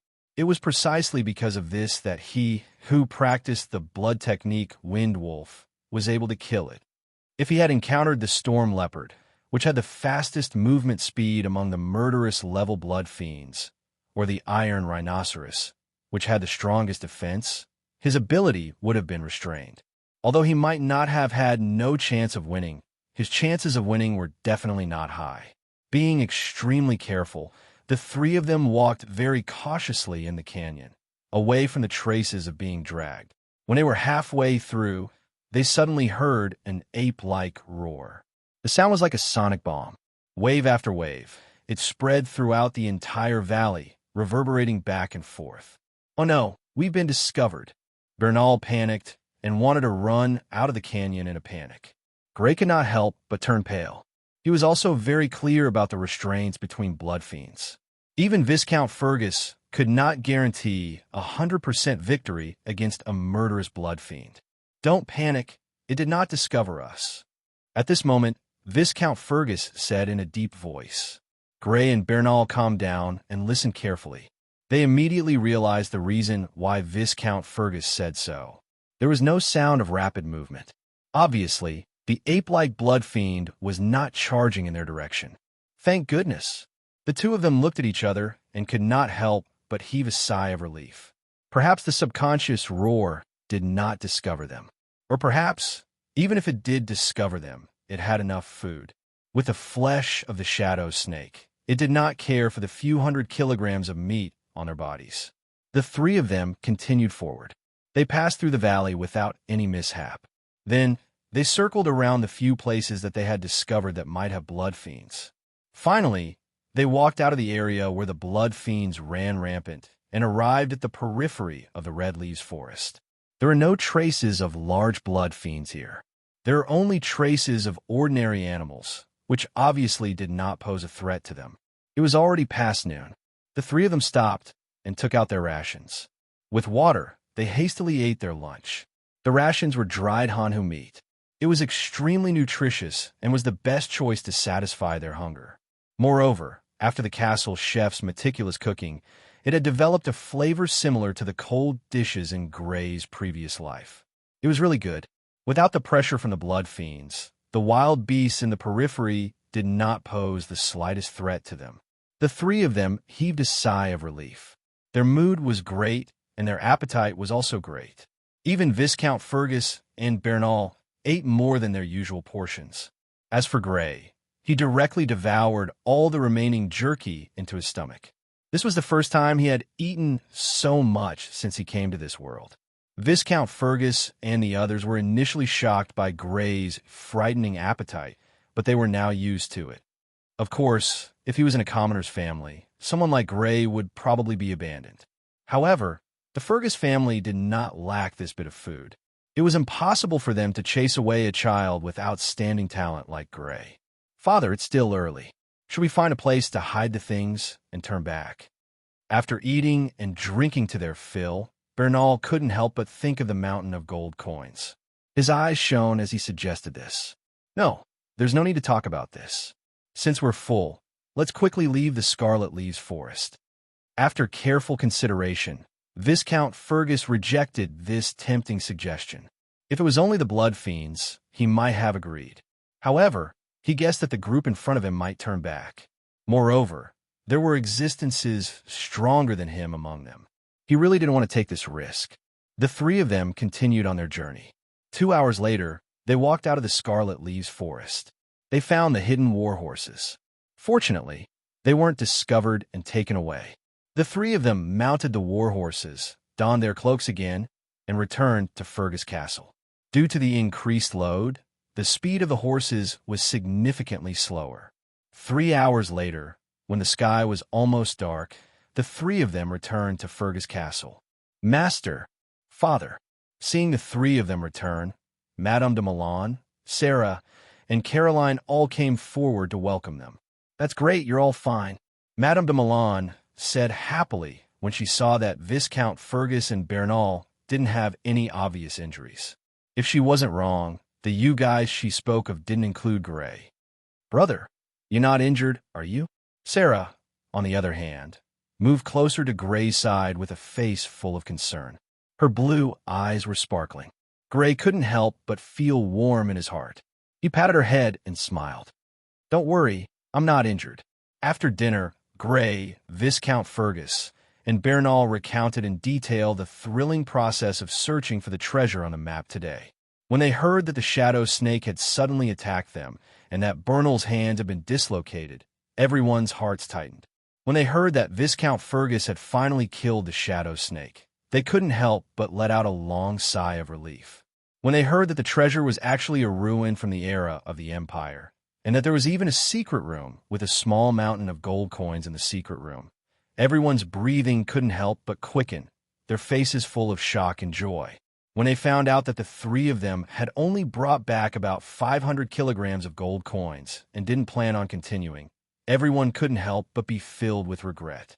How great would it be if the small mountain of gold coins could belong to the Fergus family? Their current training resources would probably immediately double. What a pity. Madame de Milan sighed repeatedly, but she also understood that Viscount Fergus's decision was correct. Wow, we could buy a lot of candy. Sarah's eyes were shining. Recently, she had fallen in love with a type of candy product in Fergus City and spent almost all of her monthly allowance on it. Gray had tasted it before. It was a type of candy that was similar to the peanut candy from his previous world. It was a type of candy inlaid with nuts, but the nuts inside weren't peanuts, but other nuts. Moreover, there were many types of nuts, and the taste was even more delicious than the peanut candy he had eaten before. Gray, can you lend me the book you obtained? Caroline, on the other hand, was interested in the book called Bloodline Catalog that Gray had obtained. A book that was very likely from the era of the Empire was simply an irresistible temptation for a serious book lover like her. No problem. I'll give it to you when we return to the bedroom. Gray nodded in agreement. Although he also wanted to read this book, and faintly felt that this book was very important to him, since Caroline wanted to read it, he might as well let her read it first, and then read it after she finished reading it. Thank you. Caroline smiled sweetly and thanked him. No need. Gray shook his head slightly. When he put the book back in the bedroom, he also secretly took a portion of the shadow snake's blood. Chapter 68. 3 days later, after finishing his morning training, Gray brought his maid Barbara to the library on the second floor of the castle. As expected, Caroline was already in the library. Today, she was wearing a light blue short-sleeved dress, revealing a pair of slender and fair hands. Her long brown hair was tied into a ponytail with exquisite hair accessories. Coupled with her elegant sitting posture, she undoubtedly had the temperament of a noble lady. She held a book in her hands, and beside her was a teacup. Behind her was a maid dressed in black and white, quietly waiting on her. Seeing Gray arrive, she raised her beautiful blue eyes and smiled slightly. She pushed the purple leather book Bloodline Catalog in front of Gray and said, "I've finished reading this book, thank you." "No need." Gray took it and asked, "What do you think of this book?"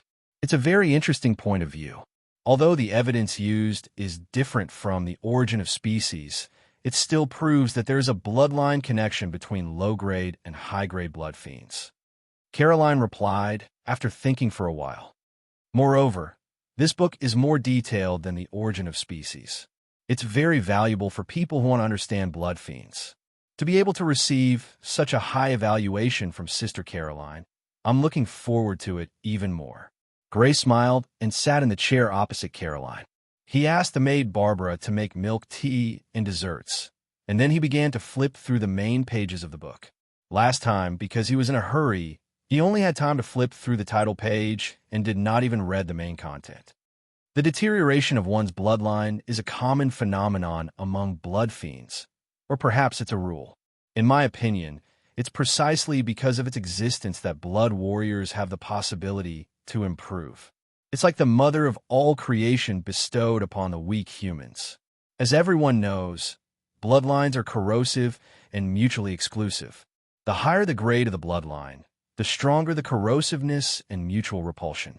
If a person implanted with a blood fiend's bloodline for the first time were to be implanted with a high-grade blood fiend's bloodline, the most likely outcome would be death or becoming a half-human, half-beast with no rationality due to the powerful corrosiveness of the high-grade blood fiend's bloodline. Therefore, a person who is implanted with a blood fiend's bloodline for the first time would usually be able to implant the lowest grade blood fiend's bloodline. This leads to another problem. After implanting the blood fiend's bloodline, the person's body already has a blood fiend's bloodline. If they want to implant a higher grade blood fiend's bloodline, logically speaking, there would be a phenomenon of bloodline rejection. However, if they can't continue to implant a higher grade bloodline, the bloodline's bloodline, the bloodline's bloodline's bloodline will the bloodline and the bloodline. And the deterioration of the bloodline perfectly solves this problem, as if it exists to solve this problem. Although the bloodlines of different blood fiends are formed after the deterioration of the former, The latter has a perfect tolerance for the former, and there won't be a phenomenon of bloodline rejection. Since there won't be a phenomenon of bloodline rejection, and the bloodline of a higher grade is implanted, it will naturally be able to improve further. The consecutive pages were all analysis and opinions on the deterioration of the bloodline. The opinions were very unique and refreshing to Gray. He now had a clearer understanding of the cultivation system of the blood warriors in this world. Subsequently, he began to explain the sequence of low-level blood fiends to high-level blood fiends in detail. The first sequence to be described was the foxtail sequence. The lowest level blood fiend was the tailed fox. It was a type of murderous level blood fiend with average strength and defense, and its speed could only be ranked in the middle. Judging from its physical characteristics, the tailed fox's strength was indeed mediocre. Most of the murderous level blood fiends could easily defeat it. However, this was not the case. Its blood fiend ability was called hallucination. It was a strange ability that could make its target fall into an illusion. That's right, its blood fiend ability didn't work on the body, but on the mind. This kind of attack, which came from the mind, could be said to be impossible to guard against. Even if one was prepared, it would be difficult to avoid it. Being distracted in battle was like standing still and being attacked by others. It could be said to be extremely fatal. With this ability, the tailed fox could be said to be a tyrant among the murderous level blood fiends. It even dared to provoke the iron-armored rhinoceros. After all, the iron-armored rhinoceros's strength lay in its physical defense, not its mind. As long as one was hit by its hallucination ability, one would also fall into a daze. Of course, with the iron-armored rhinoceros's strong defense, the tailed fox couldn't do anything even if it fell into a daze.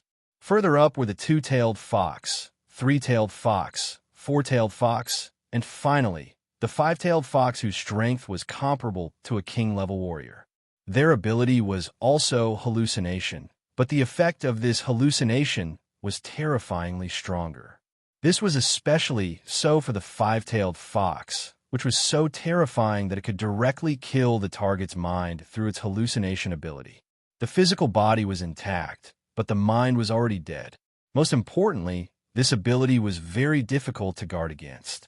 At the thought of this, Gray felt a chill run down his spine. The second blood fiend to be described was the copper lizard sequence. It was worth mentioning that above the copper lizard sequence was the copperback dragon lizard, which Gray had heard of before. The third blood fiend to be described was the grizzly bear sequence. The characteristics of this sequence were its great strength and the ability to manipulate gravity. Its great strength gave it an extremely destructive power, and its ability to manipulate gravity could help it slow down the movement of its enemies. This sequence of blood fiends was also an extremely difficult existence to deal with among blood fiends of the same level. The fourth blood fiend to be described was the serpent sequence. At the murderous level, the blood fiend's ability was one of the 10 attributes of earth, fire, wind, thunder, ice, shadow, water, poison, wood, and metal. In other words, at the lowest level of this sequence, there were a total of 10 blood fiend species. The shadow serpent that Gray and the rest had encountered previously was one of the 10 blood fiend species. As it went up, the number of heads would increase, and the abilities it possessed would increase as well. The strongest blood fiend in this sequence was the five-headed serpent. It had 5 heads and 5 types of blood fiend abilities, and its strength had reached the king level. At the same time, the author, who called himself Porsis, made a bold guess. Perhaps there was a hydra with even more heads, or even a 10-headed serpent with 10 heads. If such a high-level blood fiend really existed, he estimated that it was very likely to be a legendary sacred level or even divine-level blood fiend. Flipping through the sequences one by one, Gray read with great interest. The blood fiend was a mysterious species, and it was also a species that was unique. If there was any species that was most spoiled by the mother of all creation, it would undoubtedly be the blood fiend. They possessed all kinds of strange abilities and could be said to be the special ones among species. The difference between them and other species was like the difference between ability users and ordinary people. It was no wonder that a long time ago on this continent, humans could only be reduced to blood fiends among blood fiends. Fortunately, with the emergence of blood techniques, humans were able to break away from the tragic situation of being reduced to food for blood and were gradually able to contend with blood fiends. There really is one. Continuing to read, Gray couldn't help but feel energized when he saw the 23rd sequence, and he became even more focused. This was the Wind Wolf sequence. That's right, this was the sequence of blood techniques that Gray was currently cultivating. Gray finally saw the name of the blood fiend after the Wind Wolf, Gale Wolf. According to the introduction in the book, this was a type of blood fiend whose strength was comparable to a berserker. Compared to the Wind Wolf, the blood fiend's ability to manipulate the wind was enhanced, and the power of its wind blades was stronger. Furthermore, it could manipulate multiple wind blades to attack at the same time. Thinking about it, the blood fiend bloodline that had been implanted into Viscount Fergus's body should be the bloodline of this type of blood fiend. After the Gale Wolf is the Gale Wolf. After the Gale Wolf is the Gale Wolf. After the Gale Wolf is the Gale Wolf King. Gray continued to read, and when he saw that the Gale Wolf King's strength was comparable to that of a king rank, he let out a sigh of relief. All this time, he had been worried about one thing, and that was the problem of the subsequent blood fiend bloodline implantation after his strength reached the berserker rank. Viscount Fergus's expectations for him was to reach the berserker rank and lead the Fergus family to become a count's family. However, with the ability to transform, the ambition in his heart didn't stop at the berserker rank. He still wanted to become stronger, and even wanted to become the strongest on this continent. After all, he had the ability to transform, so there was such a possibility. However, the Fergus family was, after all, only a Viscount's family. It was very likely that they didn't have the follow-up blood techniques after the berserker rank. They didn't know what kind of blood fiend essence was needed, what kind of medicine was needed to complement it, and what kind of blood techniques were needed for cultivation. Chapter 69. After spending 2 days, Gray finished reading the entire book. He felt that he had gained a lot. In the entire book, there were a total of 161 blood fiend sequences, and each sequence had 4 to 5 blood fiend species. In total, there were more than 700 blood fiend species. It could be said that this book had greatly expanded Gray's horizons. Furthermore, the book also described the body characteristics and abilities of these blood fiends in detail. In the future, Gray would not be caught off guard when facing these blood fiends. Most importantly, it also provided a general direction for Gray's transformation. For example, the sequence with the strongest strength was the Power Ant sequence. The sequence with the fastest speed was the Wind-Chasing Leopard sequence, and the sequence with the strongest defense was the Iron Rhinoceros sequence. If Gray wanted to reach the strongest level in these 3 aspects, then he should choose to consume the blood of the blood fiends in these 3 sequences. At the same time, there were some special blood fiends that had extremely terrifying abilities and were impossible to guard against. They were even more practical than the Power Ant, Wind-Chasing Leopard, and Iron Rhinoceros series. They were also excellent targets to consume blood for transformation.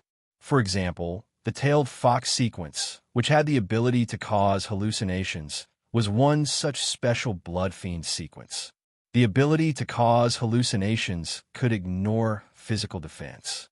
Even when facing an existence stronger than oneself, it could still be quite effective and create an opportunity for victory. Its practicality was self-evident. In short, this bloodline catalog had greatly expanded Gray's horizons. It would be of great help to his future development. 2 months later, in the empty space south of Fergus Castle, Gray remained motionless in his biting training posture. In a place where he could see, there was a wooden stool. On the stool, there was an hourglass with a sharp beak in the middle and 2 cylinders at the 2 ends. This hourglass was used to keep time. Usually, when he trained, he would use the method of mental calculation. This was because this body had been training for a long time and had an extremely sharp sense of time. Even if there was a difference with the real time, the difference would not be big. However, there were still some discrepancies. Therefore, Gray specially found an hourglass to accurately measure the time he could endure. Phew, Suddenly, Gray, who was still in the tearing position, exited his training while panting slightly. His physical strength had reached its limit. This was already the fourth time he had practiced the blood technique. 9 scales? He glanced at the hourglass that was facing him, and the corners of his mouth couldn't help but reveal a slight smile. On both ends of the hourglass, there were 10 tick marks. Each tick mark represented 1 minute. 9 tick marks naturally represented 9 minutes. In other words, he had maintained this posture for 9 minutes. The bite posture was the third of the 4 postures of the blood technique, Wolf of Wind. As long as he could persist in each posture for 10 minutes, he would be able to enter the next posture. Obviously, he was not far away from the 4th posture, which was also the last posture. If Viscount Fergus, Bernal, and the others would know about this kind of training speed, they would probably be so shocked that their eyes would pop out of their sockets. After all, more than 2 months ago, Gray could only persist for 6 minutes in the first posture of the 4th time. Now, he was nearing the 4th and 4th posture. On average, he could complete the training of 1 posture every month. This kind of improvement speed was simply terrifying. At this rate, I should be able to complete the 4th time of the blood technique in about a month at most and become an upper-level blood warrior. Gray's eyes couldn't help but reveal a trace of joy. Of course, he was more happy about the fact that his ability was about to become an upper-level blood warrior rather than his training speed. After all, he was already very clear about his training speed. The reason why he was so enthusiastic about becoming an upper-level blood warrior was because, to a certain extent, he already had the ability to protect himself after becoming an upper-level blood warrior. The other 5 Viscount families were either enemies or competitors with the Fergus family. Among these Viscount families, the strongest were the 5 Viscounts, who all had the ability of a ferocious blood warrior. They were existences that the current Gray was far from being a match for. However, Gray didn't need to consider them at the moment. As the strongest person in a family, they rarely made a move. Things like assassinations were almost impossible. On one hand, it was because their whereabouts were closely monitored by the other families. If they entered the territories of other families, they would immediately be discovered. On the other hand, it was because they themselves were targets of assassination by other families, so they didn't dare act rashly. Apart from them, the strongest subordinates were only upper-level blood warriors. Gray had the speed of the Wind Wolf and the strength of the Han-Hu. Among those of the same level, he wasn't invincible, but he was definitely one of the strongest. Even if he was besieged by several upper-level blood warriors, he was very confident that he could escape with his speed. Protecting himself was no longer a problem. With the ability to protect himself, his safety in this world had undoubtedly increased greatly. Although he was always under the protection of the Fergus family, the safest thing was obviously to have the ability to protect himself. There would always be times when other people's protection slipped up. It was definitely not as good as having the ability to protect himself. He didn't want to entrust his life to other people's safety. After leaving the training area and taking a bath, Gray headed to the low house behind the castle where the Han-Hu cubs were raised. During this period of time, he would go and tease the Han-Hu cubs every few days to cultivate their relationship. Although the Crimson Blood Horse was already very good, if there was a chance to ride a ferocious blood beast, he wouldn't miss it. When he went to the battlefield in the future, the Han-Hu would most likely be ridden by Viscount Fergus. After all, it was a precious, ferocious blood beast. However, it was also good to be able to ride it during normal times. When he arrived at the low house, he saw that the large dog and the Han-Hu cubs used to stay in the den. The large dog was no longer there. Moreover, there was a metal cage near the den, surrounding the entire den. The Han-Hu started to open its eyes on the 15th day after it was born. Just a week ago, it had been weaned, so the large dog had been taken away. In the metal cage, the white-furred Han-Hu cubs with black veins were crawling all over the place. Compared to when it was just born, the Han-Hu cubs had grown a lot. They weighed more than 20 kilograms and looked like an extremely fat cat. Angmi, seeing Gray's arrival, the Han-Hu cubs let out a childish cry with joy. Obviously, Gray's visit every few days was effective. The Han-Hu cubs now had an impression of him. As long as this continued, there would definitely be no problem riding them in the future. "Young master, I've brought it." Behind him, the maid Barbara walked over with a tray. On the tray was a bowl of meat porridge. This was food that was specially prepared for the Hanhu cubs. "Okay." Gray reached out and took the meat porridge. He personally poured it into a bowl in the metal cage. Immediately, the Hanhu cubs let out joyful cries and licked the food quickly. Gray reached out and stroked the cubs' white fur. The Hanhu cubs did not resist and enjoyed Gray's touch while eating the food in the bowl. "I'm going to the Marquis family in Sydney tomorrow. I'm looking forward to it. I wonder if I'll be lucky enough to see the copperback dragon." Marquis Sydney's 50th birthday banquet was approaching. Today was his last day in the castle. From tomorrow onwards, he would follow Viscount Fergus and the others to Sydney Castle. Gray was very interested in this immediate superior of the Fergus family. Of course, he was most interested in the copperback dragon in the family. It would be even better if he was lucky enough to see it. The copperback dragon was a desolate-level blood beast. Its strength was comparable to that of a desolate blood warrior who was second only to a king-level warrior. At the same time, just like in the myths and legends of Gray's previous world, the dragons in this world were also full of sacredness and were known as the legendary divine-level blood beasts. The copperback dragon's name had the word dragon in it, so it must be related to dragons in some way. Its long lifespan also proved this point. Gray, who had read the Bloodline catalog, even felt that if he traced the origin of the copperback dragon, he might be able to trace it back to the divine-level blood beast dragon. Chapter 70. The next day, a two-horse carriage with the family emblem of Howling Wolf in the moonlight on both sides drove out of the castle, escorted by more than 30 cavalrymen in exquisite leather armor, and headed towards the Sydney Castle, which was located in the middle of the Sydney Marquisdom. The Sydney Marquisdom covered an area of about 400,000 square kilometers, which is almost equivalent to a province in Gray's previous life, and was located at the border with the Flame Kingdom. To some extent, the Sydney family status in the Purple Moon Kingdom was similar to that of the feudal officials in Gray's previous life. Viscount Fergus's territory was located in the southwest of the Marquisdom, so the carriage was heading northeast. The two-horse carriage was the Fergus family's best carriage, which was 4 meters long and 2 meters wide. Even though Viscount Fergus, Madame de Milan, Gray, Bernal, Elise, Caroline, and Sarah were inside, it still didn't seem crowded. This time, in order to go to the Marquis family in Sydney, they had specially dressed up. Compared to the last time they went to the Ford auction house, it looked more exquisite and noble. In the carriage, Gray was wearing one of the custom-made formal attire for Marquis Sydney's birthday party. The formal attire was mainly white, with some yellow materials in some parts, and the Fergus family emblem on the cuffs. It was slightly similar to the formal attire of the medieval European court in Gray's previous life, but there were some differences. There were colorful feathers on the shoulders, and there was a huge white bow tie tied with a silk scarf on the neck. If it was in the summer, it would be stuffy, but now that it was autumn, the weather was a little cooler, and such a bow tie was just right.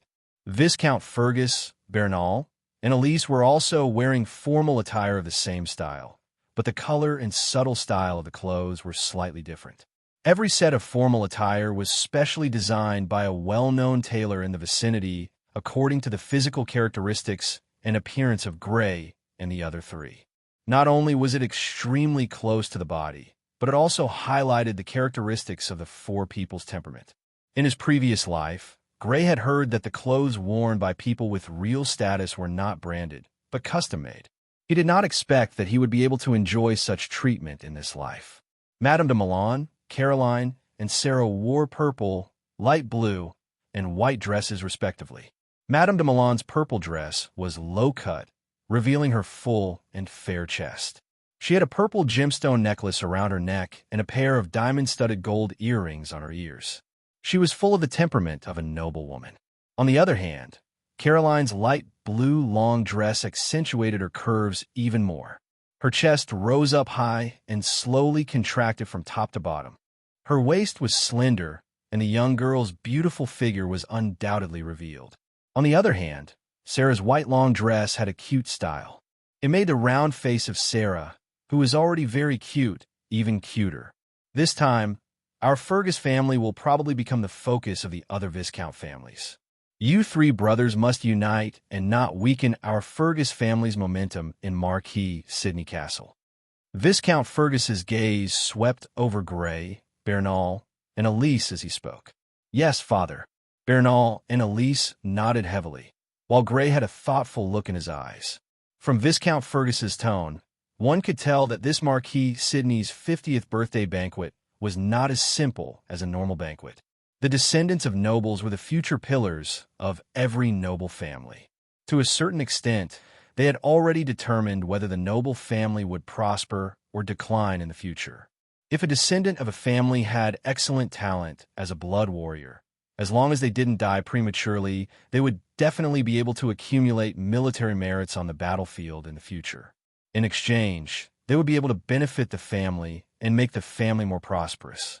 On the other hand, if a descendant of a family had mediocre talent as a blood warrior, it would obviously be more difficult for them to obtain military merits on the battlefield in the future. Naturally, they wouldn't be able to obtain any benefits, and the family would inevitably decline over time. At the same time, the Sidney Marquis family obviously preferred those who could obtain military merits on the battlefield and help the Sidney family. They preferred to tilt their resources to such families. But how to display the excellence of their descendants? Naturally, it was to show it by suppressing the descendants of other families in Sidney Castle.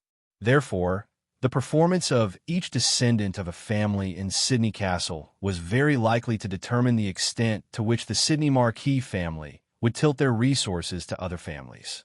Grey, you are now the strongest among the three of you. Whether our Fergus family will be able to shine in Sidney Castle this time depends on you. Viscount Fergus looked at Grey again and said seriously, Yes, father. Grey nodded solemnly. Right now, he and the Fergus family were bound together for good or ill. If his performance in Sidney Castle was outstanding, the Fergus family would receive more resources from the Sidney family, and his training resources would naturally be better. On the other hand, if his performance in Sidney Castle was mediocre, the Fergus family would inevitably be looked down upon by the Sidney family, and their resources would decrease, and his training resources would naturally decrease as well. From what he knew, the Fergus family's wind wolf blood and other important resources had always been purchased from the Sidney Marquis family in limited quantities. If the Sidney Marquis family sold less to the Fergus family, his monthly training resources would naturally decrease. Of course, don't feel too much pressure. You only need to display your strongest strength. After all, you're still too young. Even if you lose, the Sidney family won't look down on you. The serious expression on Viscount Fergus's face vanished as he pondered for a moment. I understand. Grey nodded again. Father, are we staying at the Harris family tonight? Seeing that the serious atmosphere had come to an end, Bernal asked. Yes, we will stay at the Harris family for a night, and then we will go to Sidney Castle with the Harris family. Viscount Fergus nodded. Great. I haven't seen Uncle for more than a year. This time, I can finally see him. Hearing Viscount Fergus's affirmative answer, Caroline smiled and showed a happy smile. It was rare to see her smile so happy. Obviously, this uncle of hers must be very good to her. I remember the last time we came, Cousin only took Big Brother to Harris City to play. This time, you must take me. Elise also said excitedly, Second brother, you should give up. We will only stay at the Harris family for a night, and then we will leave for Sidney Castle the next day. Cousin has no time to take you to play. Caroline rolled her eyes and said, Sure enough, after hearing Caroline's words, Elise's whole body sank. She looked at Bernal with regret. Big brother, last time Cousin took you to Harris City to play, what did you play? I heard it was very fun. Is that true? Cough, cough, it was okay. Suddenly, Bernal coughed violently, and at the same time, a rare blush appeared on his face. Hearing Elise's words, he couldn't help but think of his experience in Harris City more than a year ago. At that time, he was brought to a shop with many beautiful women by his cousin, and ended his first time in a daze. That beautiful body, those undulating curves, that smooth touch, he still felt that it was very wonderful when he recalled it. Gray and Sarah quietly listened to the conversation. They didn't interrupt and couldn't get a word in edgewise. The Harris family was a very close place to Bernal and the others, but obviously not to the two of them. It could be said that the two of them going to the Harris family would be awkward. One was the illegitimate son of Viscount Fergus, and the other was the family of Viscount Fergus's wife. The two were natural opposites. No matter how one thought about it, it was impossible for the two to get along. He even felt that even if it was only one night at the Harris family, there would be some unpleasant experience. The reason was because he had already noticed that Elise looked at him strangely several times.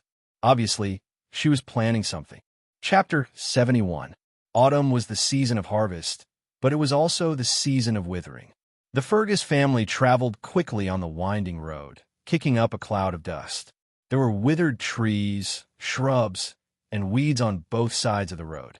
The autumn wind blew, and leaves fell from the trees. They fluttered in the air like yellow fairies in the wind.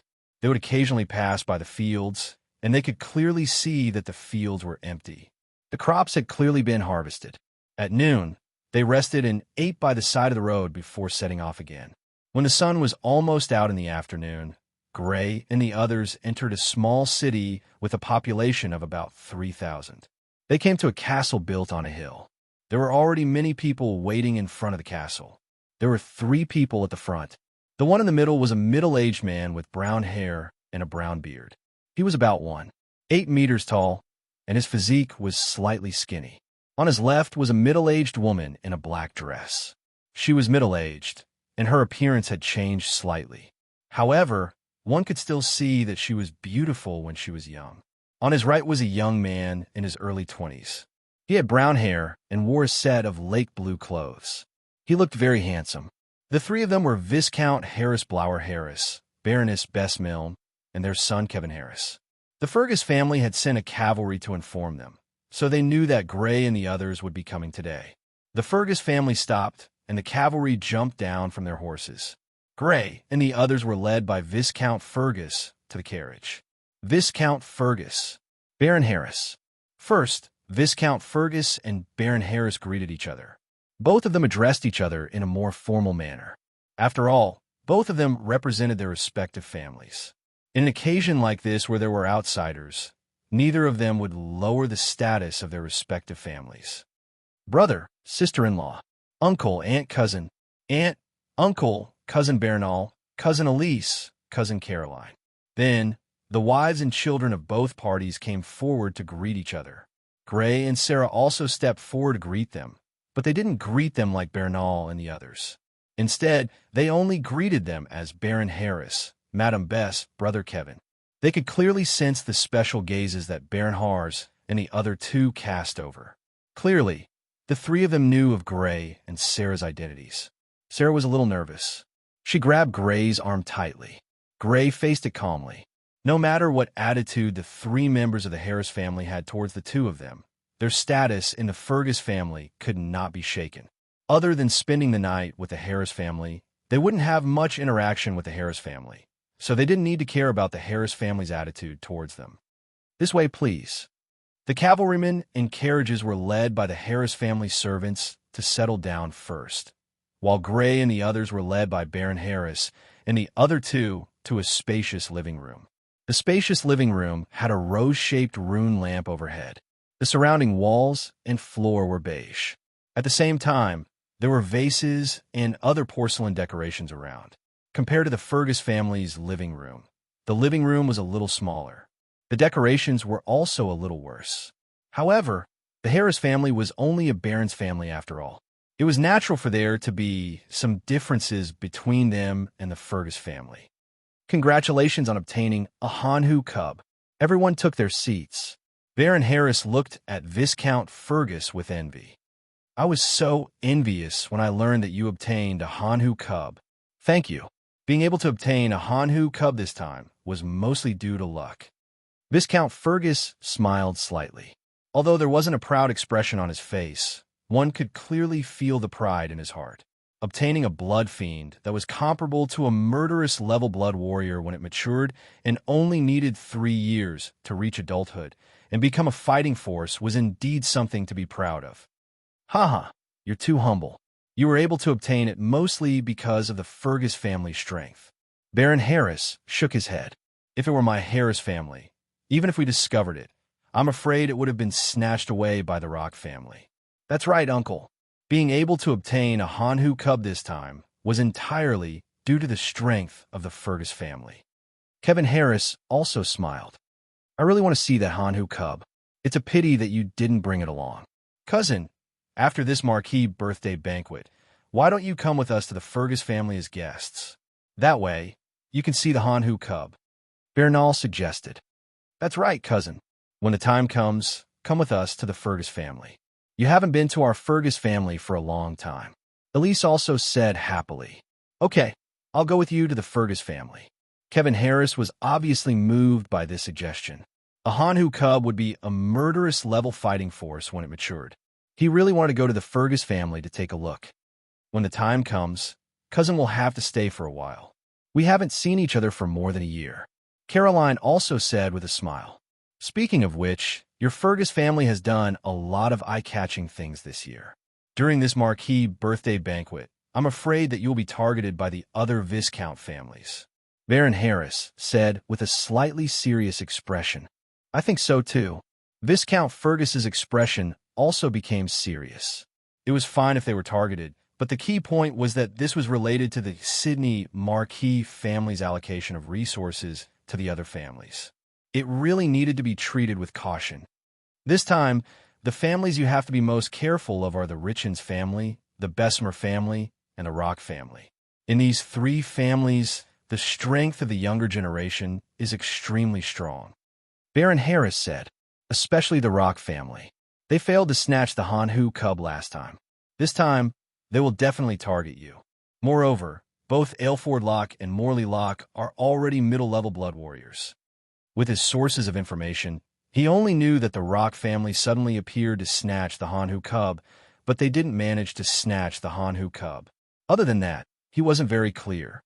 The Rock family didn't publicize the fight between Gray and Morley Locke because they had their own plans.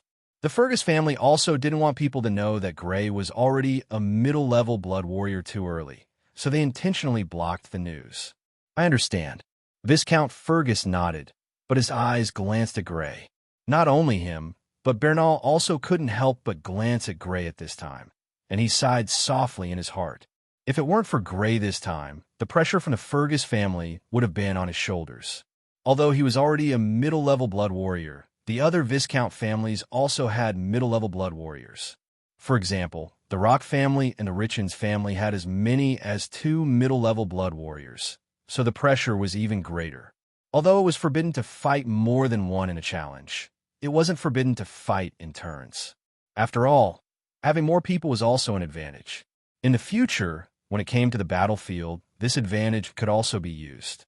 Therefore, even if he defeated one of the middle-level blood warriors, he could be defeated by the other middle-level blood warrior because of a large amount of physical strength. Now, with the addition of a middle-level blood warrior like Gray, the pressure on him was instantly reduced. Moreover, Gray's strength was above his. At the critical moment, he would definitely be able to give the other families a big surprise. As for why the Rock family didn't publicize the fact that Gray was already a middle-level blood warrior, they could roughly guess what the other party was planning. However, after weighing the pros and cons, they still felt that it was better for them not to expose Gray's strength. As the conversation went on, the atmosphere in the reception hall became extremely lively. Everyone talked about their daily lives, discussing Marquis Sidney's birthday banquet this time, and some of the past events between the Fergus family and the Harris family. Of course, in this lively atmosphere, Gray and Sarah had to be excluded. The two of them weren't able to join the conversation from beginning to end. It wasn't that they didn't want to participate in the conversation, but that Viscount Harris and the other two spoke very skillfully. Whether intentionally or not, they brought most of the conversation to an atmosphere that Gray and Sarah couldn't participate in. Feeling that she couldn't integrate into the atmosphere, Sarah's face was slightly pale. She was just a young girl who hadn't even reached the age of 14. Feeling that she was being ostracized, she couldn't help but feel depressed. A show of strength? After patting Sarah's hand and whispering a few interesting things in Sarah's ear, amusing Sarah and relaxing her mood, Gray glanced at Baron Harris and the other two and sneered in his heart. In his previous life, he had heard of emotional abuse.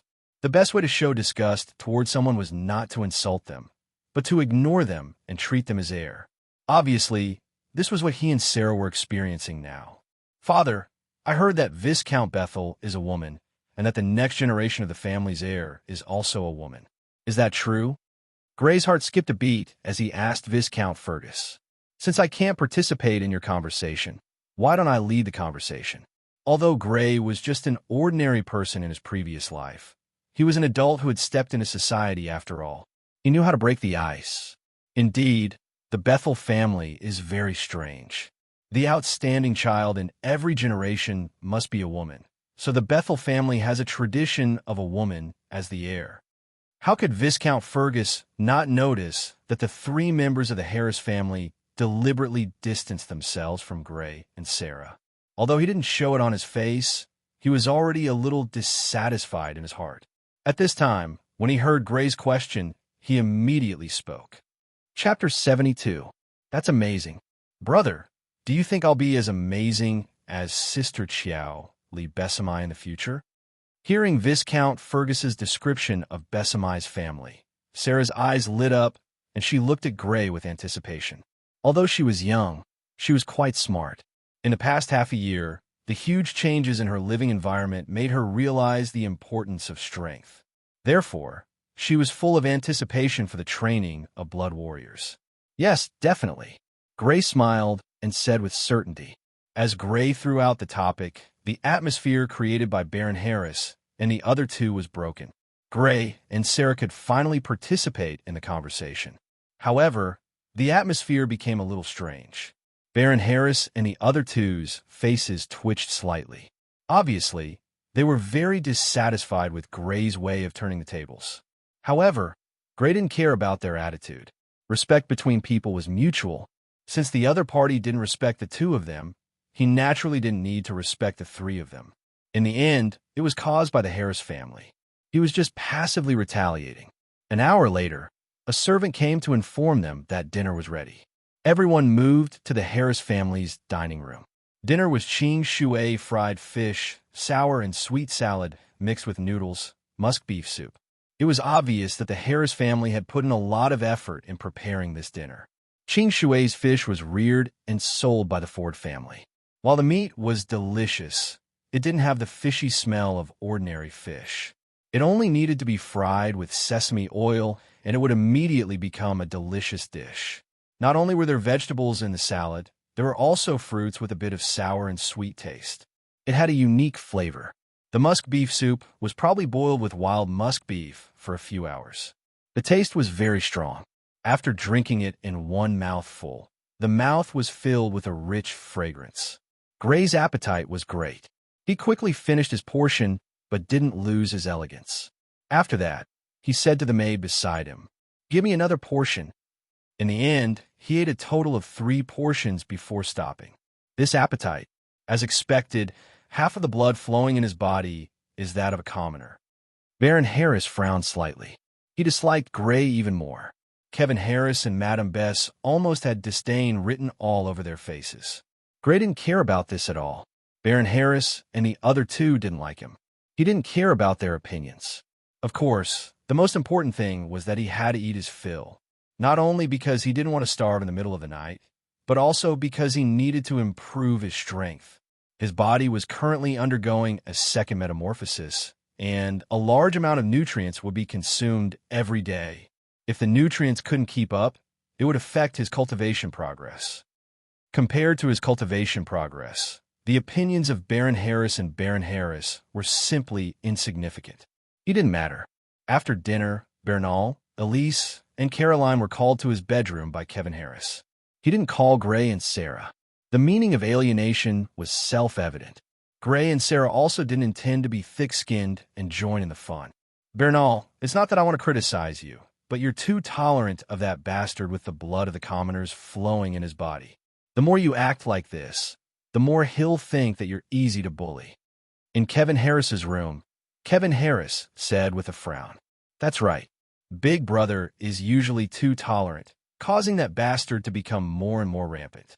Last time, he actually stole my portion of the blood fiends. In this atmosphere, Elise recalled the losses she had suffered at the hands of Gray during this period of time. The accumulated resentment towards Gray completely erupted as she spoke angrily. Cousin, this time you have to help me and Big Brother vent our anger. Don't worry, this time I'll definitely teach him a lesson. Hearing Elise's criticism of Gray, Kevin Harris's eyes flashed with a cold light. Cousin, you mustn't. Bernal wanted to stop him, but was immediately interrupted by Kevin Harris. Cousin Bernal, I know you're looking at the big picture and don't want to easily come into conflict with him. But as your cousin, I can't let you and Elise suffer for nothing. You just have to watch. Cousin, you'll make things difficult for me if you do this. Bernal smiled bitterly. This was the Harris family. He couldn't stop his cousin from doing whatever he wanted. If he tipped off Gray, he would instead offend his cousin. After all, his cousin was venting his anger for him, even if the method was a bit overboard. On the side, Caroline glanced at Kevin Harris. Her brows furrowed for a moment before relaxing. After more than a year, when she saw her cousin again, she was less affectionate and more distant. Moreover, she did not agree with his actions. Although her cousin's actions could make things difficult for Gray, it would inevitably break the relationship of trust that Big Brother and Gray had painstakingly built. It could be said that it was extremely disadvantageous for them when they were about to face the challenges from the other Viscount families. If there was a grudge between the two and they couldn't work together to face the challenges from the other Viscount families, the one who would suffer in the end would be the Fergus family. Moreover, she didn't think that her cousin could easily make things difficult for Gray. After being together with Gray for more than half a year, she more or less had some understanding of him. Although he didn't usually show off his abilities, he was definitely the type of person who was extremely resourceful. Last time, when Elise snatched a share of Blood Fiend's blood, he actually turned around and invited the usually neutral Lord Lynn to stand up for him. It could be seen that he was definitely the type of person who didn't lack methods. This time, the most likely outcome of making things difficult for Gray was that he wouldn't be able to make things difficult for Gray and would instead embarrass himself. It was already late at night.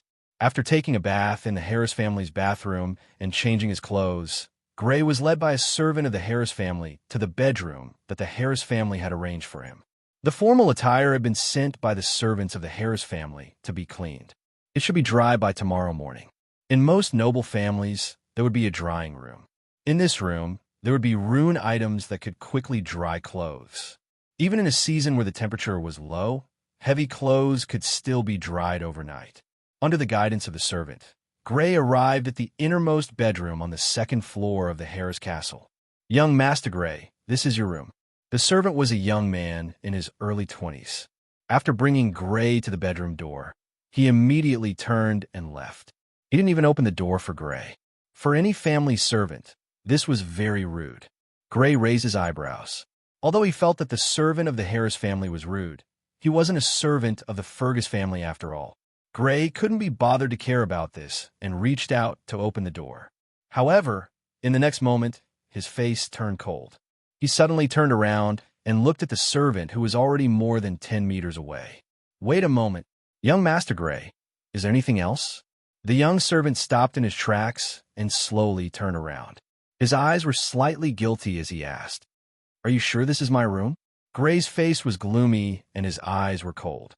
Yes, it is.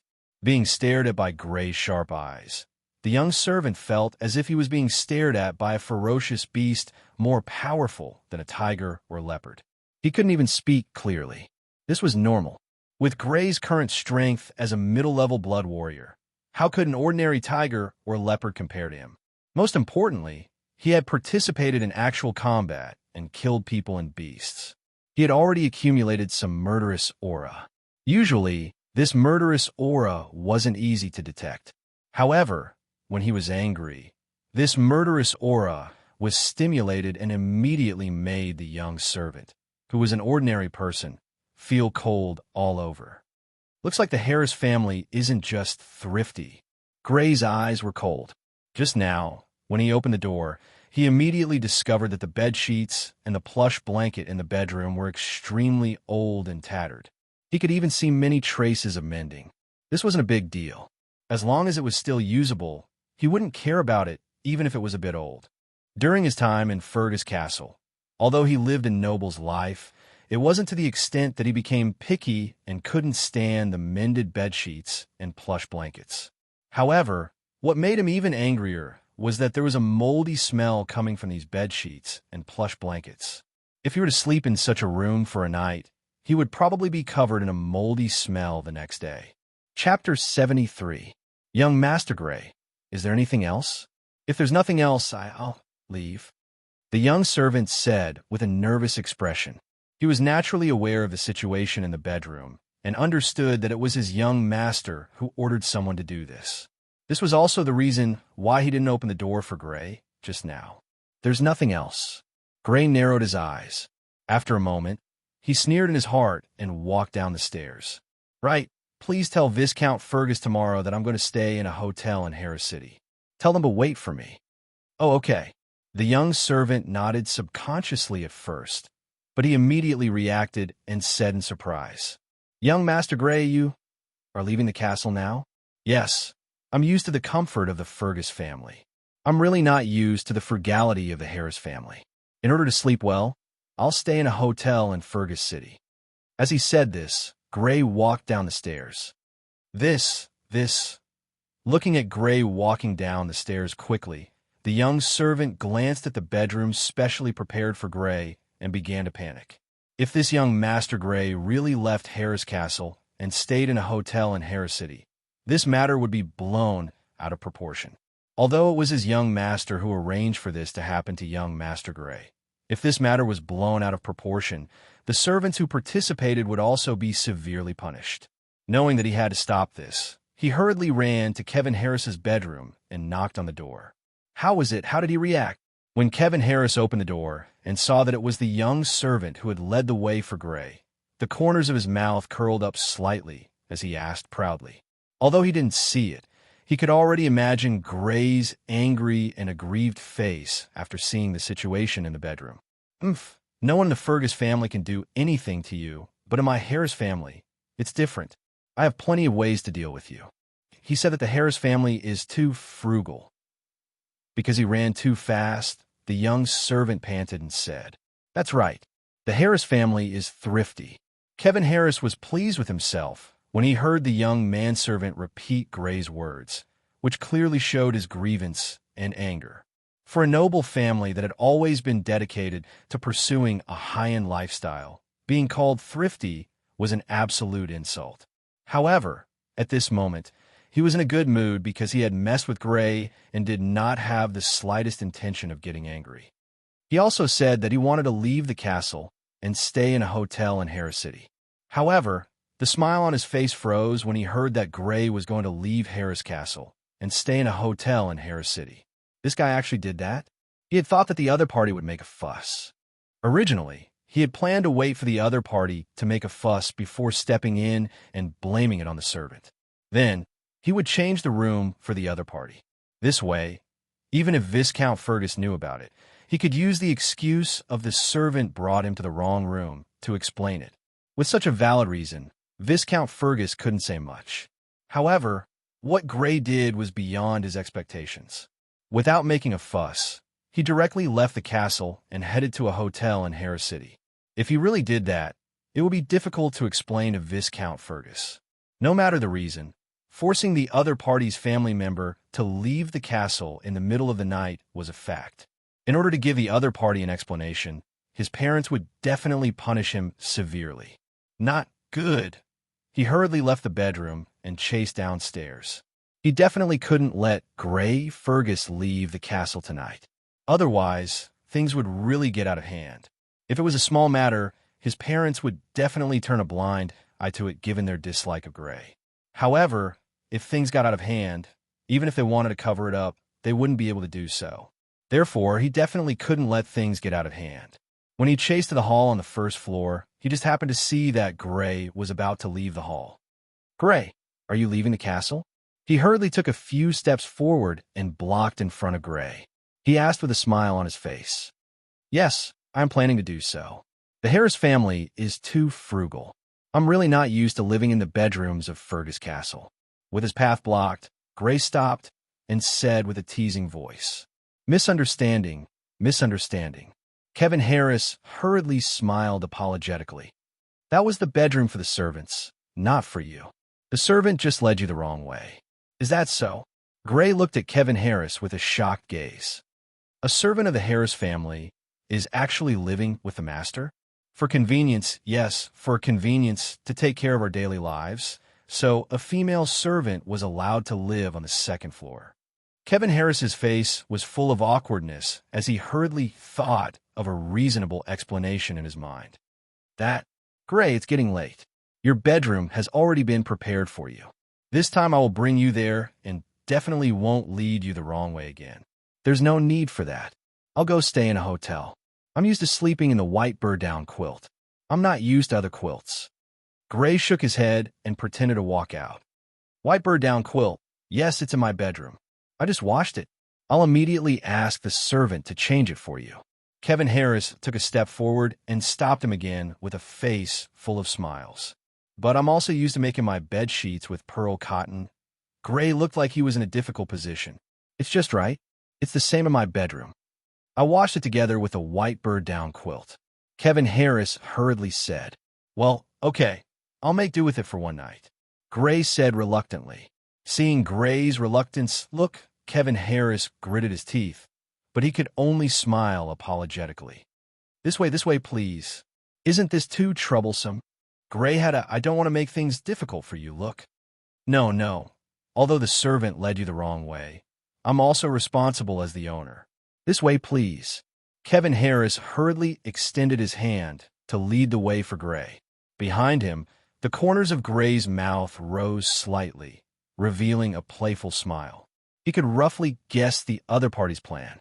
It was nothing more than waiting for him to make a fuss and stand up, then blame it on the servant and change him into another bedroom. This way, not only would it embarrass him, but no one would be able to find fault with it. On the other hand, as a troublemaker, he would be seen as not having the demeanor of a noble. Wasn't it just a servant leading the way to the wrong bedroom? It wasn't a big deal. Making a fuss would make him seem uncultured. Since he had guessed the other party's plan, he naturally wouldn't let them have their way and directly chose to stay in a hotel in Harris City. Whether it was intentional or not, the condition of the bedroom provided by the castle was too poor. This was a fact, right? Because the living conditions in the castle were too poor, there was nothing wrong with choosing to stay in a hotel in Harris City. It wouldn't affect the demeanor of a noble. Nobles had always liked to pursue superior material conditions. It was perfectly reasonable to reject a poor living environment. On the other hand, whether it was intentional or not, the Harris family gave a noble child such a poor bedroom and didn't correct it immediately. No matter how one looked at it, they were at fault. He wasn't at fault. The fault was with the Harris family. This was the effect Gray wanted to achieve. Of course, he didn't really plan to leave the castle and stay in a hotel in Harris City for the night. Regardless of whether it was safe or not, he didn't have the energy to run to Harris City in the middle of the night. The reason why he left the castle was just a gesture. He believed that the other party wouldn't let him leave the castle without stopping him. Otherwise, he wouldn't be able to explain it to Viscount Fergus tomorrow morning. Chapter 74. In the morning, in the Harris family's dining room, Baron Harris, Gray, and the others sat around the long dining table and enjoyed breakfast.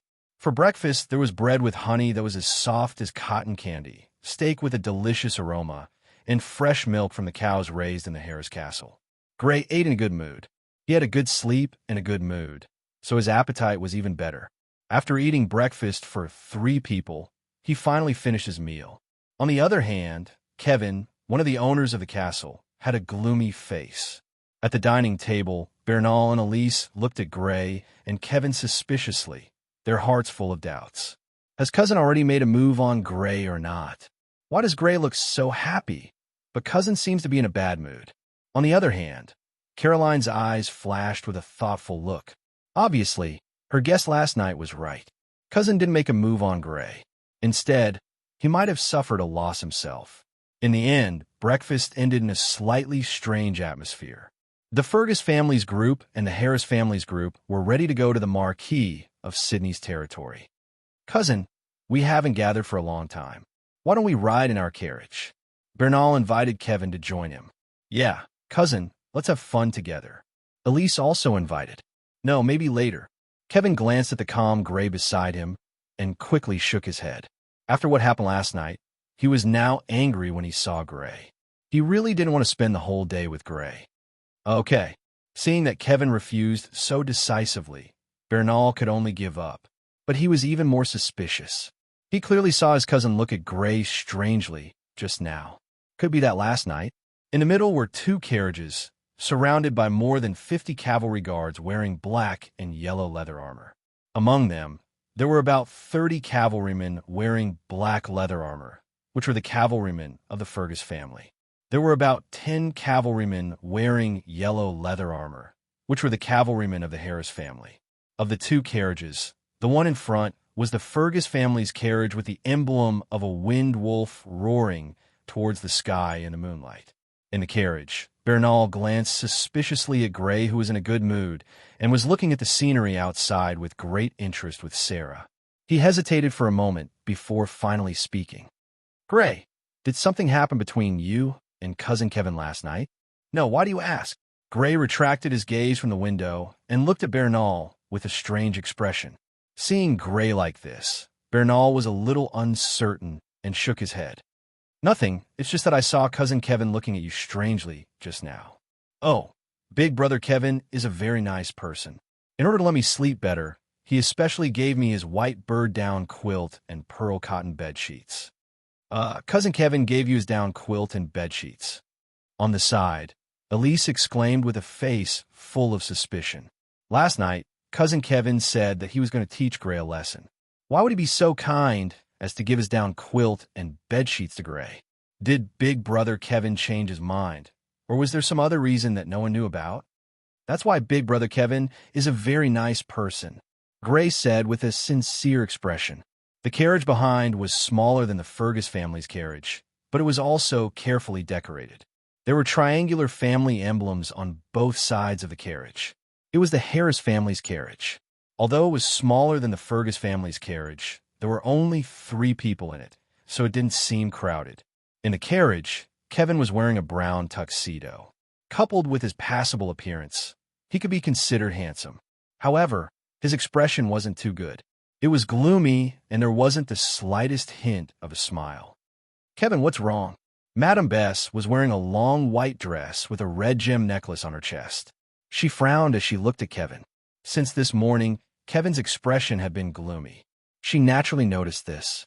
Previously, she couldn't speak because the Fergus family was present. Now that they were separated from the Fergus family, she hurriedly asked. "It's nothing." Kevin hurriedly shook his head. He stood up for his cousin to teach Gray a lesson. Not only did he fail to teach Gray a lesson, he was even tricked by Gray. In the end, he was forced to change his room for Gray. He even had to give up his favorite white bird-down quilt and pearl cotton bed sheets. He naturally wouldn't say such an embarrassing thing. "Really?" Madame Bess looked at Kevin suspiciously. "Then why didn't you go when Bernal invited you to their carriage? You haven't seen your cousins for so long. You should have a lot to talk about. There's plenty of time to go to Sydney Castle this time. There's no hurry." Kevin pretended to be calm. After suffering a loss at the hands of Gray, he was furious whenever he saw Gray.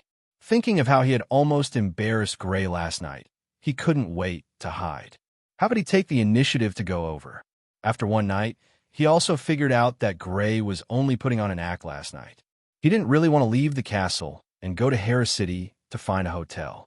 If the other party really went to Harris City to find a hotel, he would be punished and the other party wouldn't be able to get anything out of it.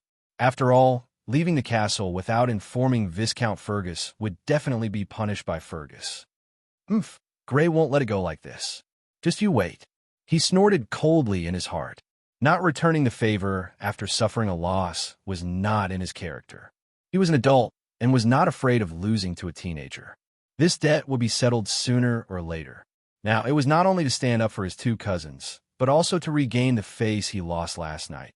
But at this moment, a cold voice suddenly sounded. Don't provoke that gray for the time being. The one who spoke was Baron Harris in a light yellow suit. The light yellow suit matched his brown hair and beard, showing his mature charm as a middle-aged man. Father, what? Kevin asked in surprise. He was just about to wait for an opportunity to retaliate, but he didn't expect to hear his father's warning immediately. He was a little caught off guard. This gray is not simple.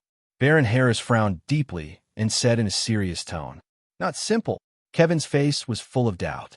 Even if the other party had broken the atmosphere of exclusion that the three of them had deliberately created last night and cleverly resolved it when they were being pranked by him, and even embarrassed him once, he still shouldn't be worthy of his father's evaluation of not simple. After all, as a baron of a family, his father's judgment was at the level of aristocratic families and could be said to be extremely high. A little bit of cleverness shouldn't be worthy of such an evaluation. Master, what's so special about this gray? Madame Bess also looked at Baron Harris doubtfully. She knew how picky her husband's judgment was. Judging from Gray's performance yesterday, he shouldn't be worthy of such a high evaluation. Baron Harris looked at Madame Bess and Kevin and said with a sigh, He's already a middle-level blood warrior now. What? He's already a middle-level blood warrior. How is this possible? How old is he? Kevin was so surprised that he almost jumped out of his seat. Although he didn't know Gray's exact age, he knew that the other party hadn't gone through the coming-of-age ceremony. A person who hadn't gone through the coming-of-age ceremony was actually a middle-level blood warrior. How is this possible? He almost thought that he was hallucinating. Master, could there be a mistake? Madame Bess's face was also full of shock and doubt. The shock she received wasn't any less than Kevin's. There can't be a mistake. This news was secretly told to me by Milan last night. Baron Harris shook his head. When he first heard it, he also thought that he had misheard, but after confirming it with his sister, Milan, he finally believed it. After believing it, he was shocked. A person who hadn't even gone through the coming-of-age ceremony was actually a middle-level blood warrior. This talent was just too terrifying. In short, don't provoke this person for the time being. Baron Harris said sternly. Viscount Fergus valued such a talented disciple. He knew that Kevin was messing with Gray last night. In a Harris castle, there was nothing that could escape his eyes. However, it was different now.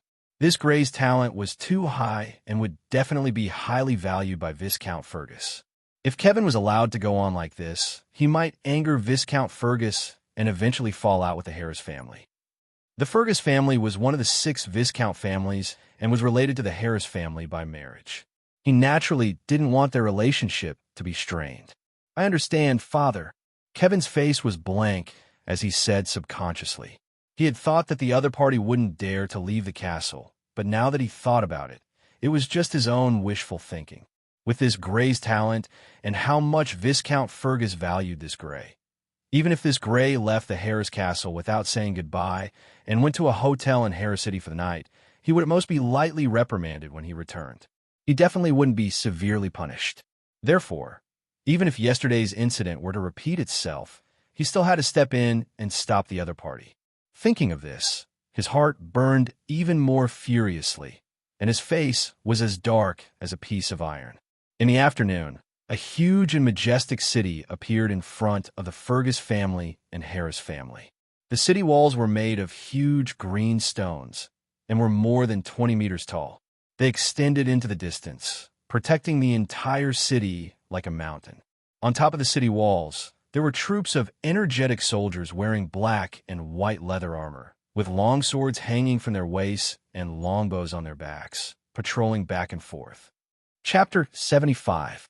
The carriages had the emblems of the Fergus family and the Harris family on them, so they didn't encounter any obstacles.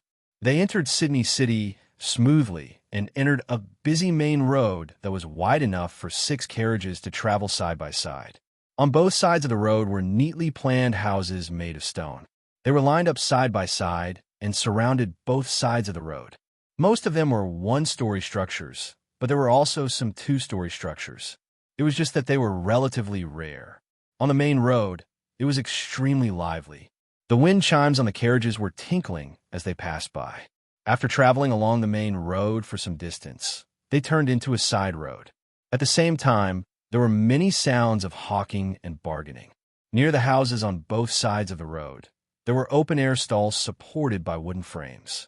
There were apples, bananas, grapes, and other fruits for sale. There were also beef, mutton, pork, and many exquisite accessories for sale. There were also many stalls on two-wheeled carts. They were hawking as they pushed the carts. Come and see, come and buy authentic yellow pears, sweet and thirst-quenching, free if not sweet.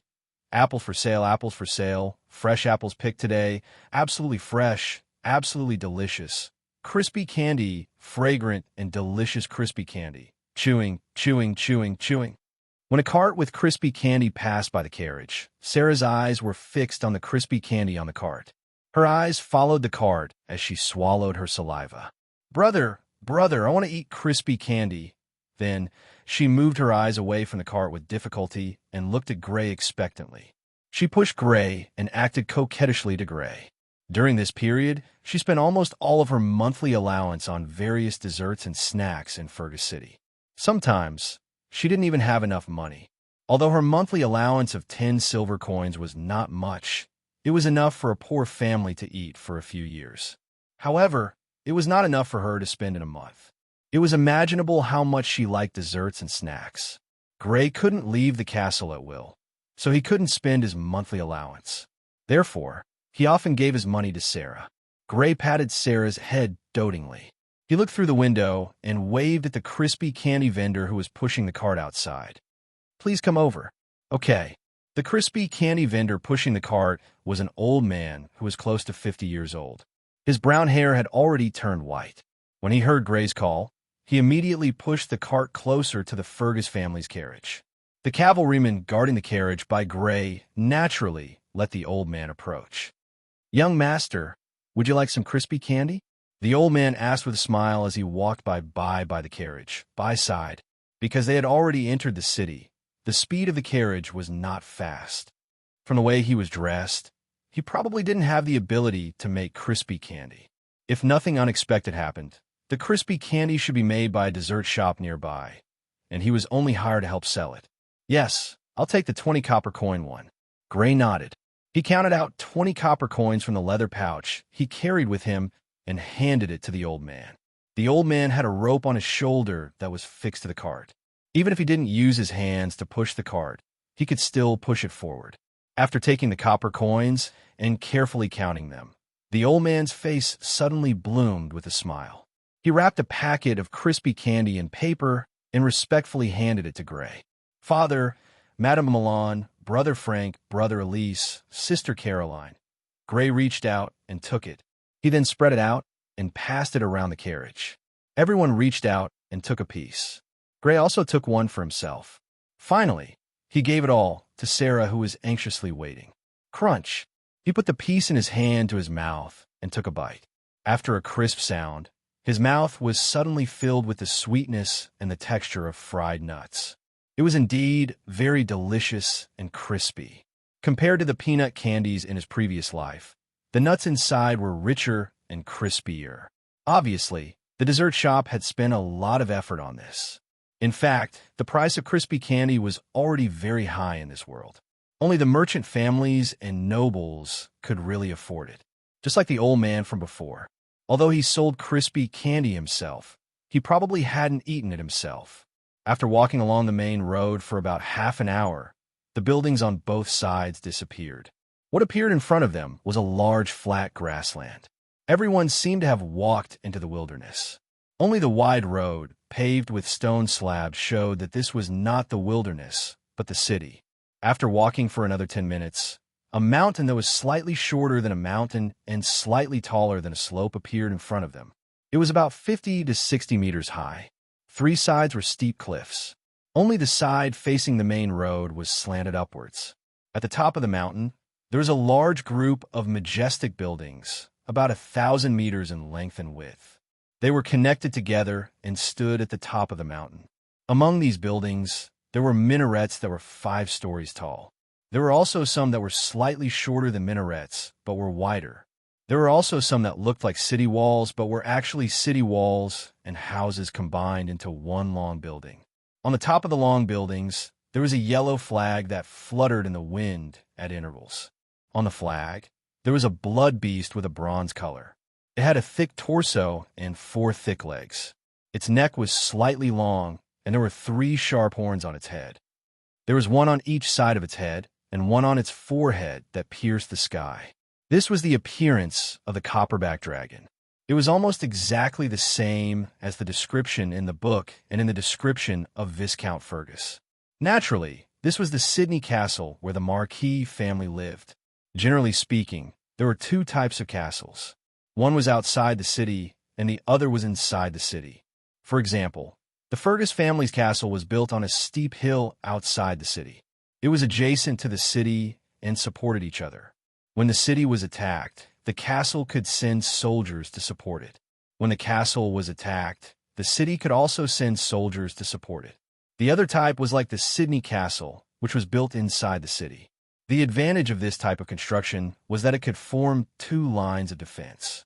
When the first line of defense was breached, it could immediately retreat to the second line of defense formed by the castle. Moreover, this line of defense formed by the castle was easier to defend and harder to attack. It was very difficult to take it down in a short period of time. The 2 lines of defense could definitely delay the enemy for a long time. During this time, reinforcements would arrive. At the entrance of the castle on the hill, there was a large flat ground paved with stone slabs. At this point, the carriage and cavalry stopped. Viscount Fergus led Grey and the others down from the carriage. Baron Harris led Madame Bess and Kevin down from the carriage. At the entrance of the castle, more than 10 people had already appeared there. The leader was a blond young man in his 20s. He wore a sky blue suit with golden edges. The sleeves of his suit had the Sydney family's emblem. He was tall, but he didn't look thin. Of course, he wasn't fat either. His body was neither fat nor thin, giving off a sense of sturdiness. His facial features were well-proportioned, and his face was handsome. However, he didn't give off the feeling of a pretty boy. Instead, he had a bit of fortitude. Young Master Zeloyan. Young Master Zeloyan. Upon seeing this person, Viscount Fergus and Baron Harris greeted him after bowing. Grey and the others followed. However, they were sizing up the blond young man in front of them with curious gazes. The same was true for Grey's eyes. Before coming to Zeloyan Castle, Viscount Fergus had introduced him to the Sydney family members in advance, including this person. Zeloyan Sydney, the eldest son of the Sydney family, was also the most talented person of his generation in the Sydney family. He started practicing blood techniques at the age of 15, became a low-level blood warrior before he was 16, a middle-level blood warrior at 17, and a high-level blood warrior at 20. Now that he was 24, it was said that he wasn't far from becoming a ferocious blood warrior. Although the Marquis family's rich resources played a part in this, his own talent and hard work obviously couldn't be ignored.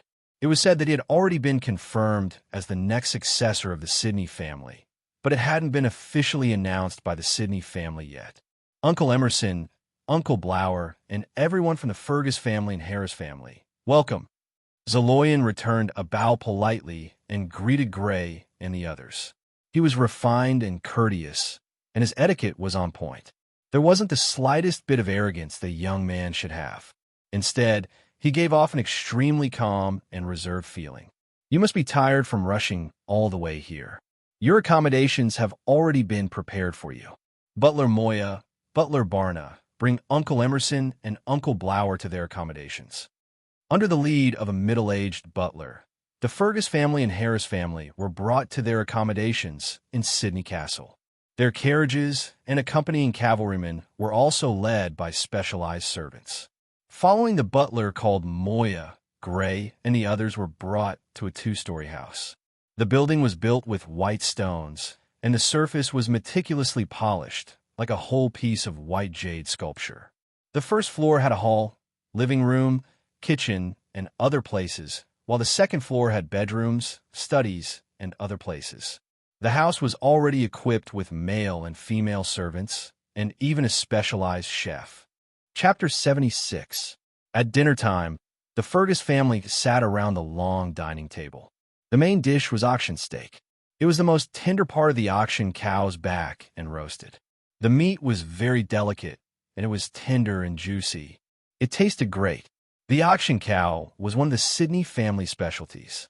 It was produced in auction, and because of its excellent meat, it was often used to make steak. It was very popular among the nobles. Not only was it sold to the Sydney marquisate, but it was also sold to the other nearby marquisates.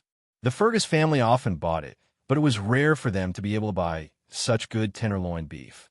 There was very little meat in the tenderloin of a whole cow. Most of it was digested by the Sydney family, and only a small part of it was sold. After eating 3 large portions in a row, Gray rubbed his stomach and finished his meal. As for Viscount Fergus and the others, they had finished their meal long ago. This kind of situation often happened in the Fergus family. Although Gray was a little unreasonable and made everyone wait for him to finish his meal, he could only be thick-skinned for the sake of his stomach. The crowd did not disperse. After dinner, they would chat for a while. This was a tradition of the Fergus family. "Master, have the other Viscount families arrived?" Madame de Milan asked.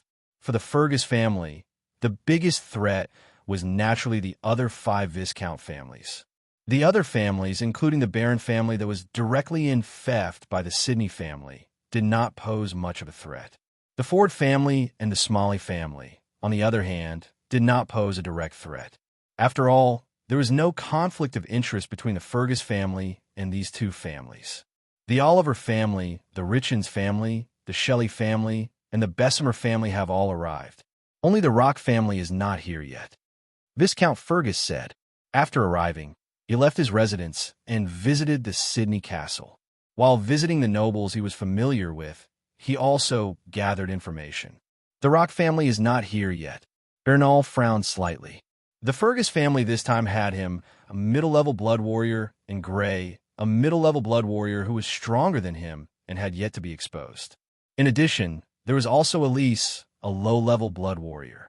Their strength could be said to be extremely strong. In his opinion, there were only 2 Viscount families that could compete with the current Fergus family. The other families were slightly inferior in terms of overall strength.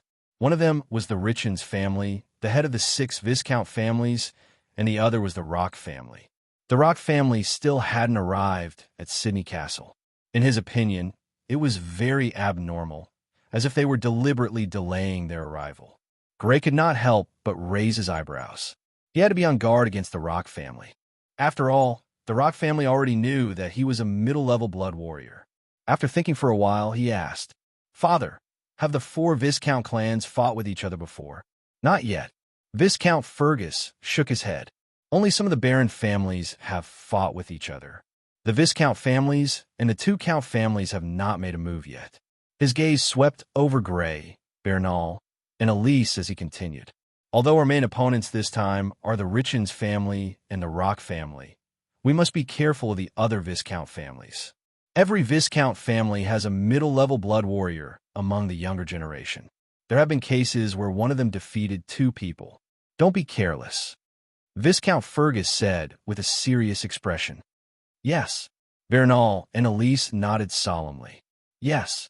Gray also nodded solemnly. According to what he knew, only one-on-one battles were allowed under normal circumstances. Therefore, even if the Fergus family had 2 middle-level blood warriors, they could only send 1 person to accept the challenge each time. This gave some families with only 1 middle-level blood warrior an opportunity to take advantage of, and it was possible for 1 person to win against 2 people in a row. Of course, in reality, although there was such a possibility, it was not very high. Everyone was a middle-level blood warrior with similar strength. The possibility of an easy victory was not high. Even if one could defeat the opponent, it would inevitably consume a lot of stamina and blood force. Facing another person who was in peak condition in terms of stamina and blood force, the possibility of victory was naturally very low. However, although it was not very high, it was not impossible. The current head of the Bessemer family, Isabel Bessemer, had once completed the magnificent feat of defeating 2 opponents of the same level in a row. At that time, it could be said that it had shocked many people. Even now, Isabel Bessemer was still publicly recognized as the strongest among the 6 Viscounts. If it were not for the 2 ferocious blood warriors in the Richens family, the title of number 1 family would most likely have fallen to the Bessemer family. Of course, before that, you should be most careful of the Oliver family. Viscount Fergus continued. Father, do you think the Oliver family will be the first to challenge us? Bernal asked. Yes. Viscount Fergus nodded. I understand Waters Oliver. He suffered a loss in the last territorial battle, so he will definitely not let it go. Moreover, on the surface, our Fergus family only has you as a middle-level blood warrior, so they will not have any misgivings. They will definitely be the first to challenge our Fergus family. Viscount Fergus explained. The Oliver family has a total of 2 children.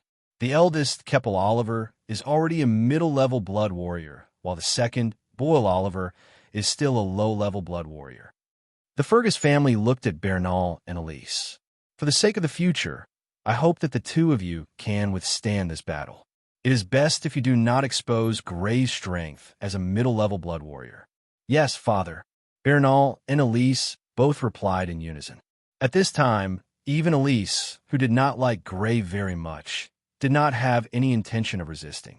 He understood that the middle-level blood warrior Gray was the Fergus family's trump card. It could only be used at a critical moment to achieve the greatest effect.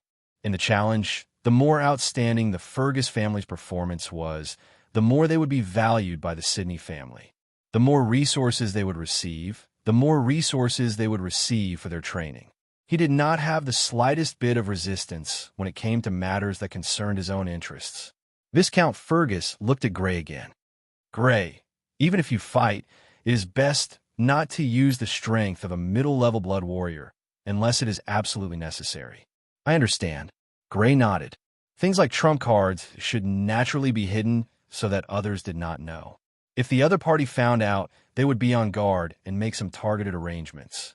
Although it would not be completely ineffective, the effect would undoubtedly be greatly reduced. Marquis Sidney's study covered an area of 300 square meters. On the left side of the door was a row of bookshelves full of hardcover leather books. There were books about blood arts, blood beasts, and the vanished empires. Different from the books in the library, every book here was extremely valuable. It was precisely because of their high value that they were placed here. Directly opposite the door was a huge red sandalwood desk. It was a deep purple color, noble and dignified. It also emitted a refreshing fragrance that kept the mind alert at all times. Working in such an environment would undoubtedly increase one's efficiency. Of course, the cost of production was also extremely high. On the market, the price of red sandalwood and gold coins were exchanged at a 1:1 ratio. In other words, the same weight of red sandalwood could only be bought with the same weight of gold coins. Moreover, there was usually a price but no market. Once it appeared, it would be snatched up. The cost of such a huge desk was definitely not less than 3,000 gold coins. This showed how wealthy the Sidney family was. On the right side, there was a golden pearwood round table and 5 golden pearwood chairs. Although the cost of production was slightly lower than that of red sandalwood, it was definitely not cheap. A conservative estimate of such a large round table and 5 wooden chairs would cost at least 1,000 gold coins. At this moment, there were 2 people sitting on 2 adjacent golden-threaded pear chairs. One of them was an elegant middle-aged man with blonde hair and a handsome face. However, there were some inconspicuous places on his face that already showed some traces of age. He was obviously not young. He was Marquis Sidney. In a few days, it would be his 50th birthday banquet. The other person was a young man with blonde hair. He was handsome with a hint of fortitude. He was wearing a sky-blue suit. It was the eldest son of the Marquis, Zaloyan, whom Gray and the others had met this afternoon. Other than the Rock family, the other families of viscounts and above have arrived. What do you think of the reception over the past few days? Marquis Sidney said with a faint smile. They haven't made a move yet, so I can't see much for the time being. However, from their momentum, I feel that the children of the 2 earls should be on par with each other. Among the Viscount families, the Richens family should be the strongest, followed by the Bathmeyer family.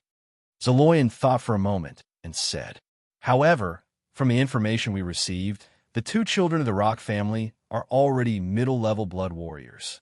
If the Rock family arrives, they should be able to compete with the Richens family. Marquis Sidney did not comment on Zaloyan's judgment and continued to ask, "Then what do you think of the Fergus family?"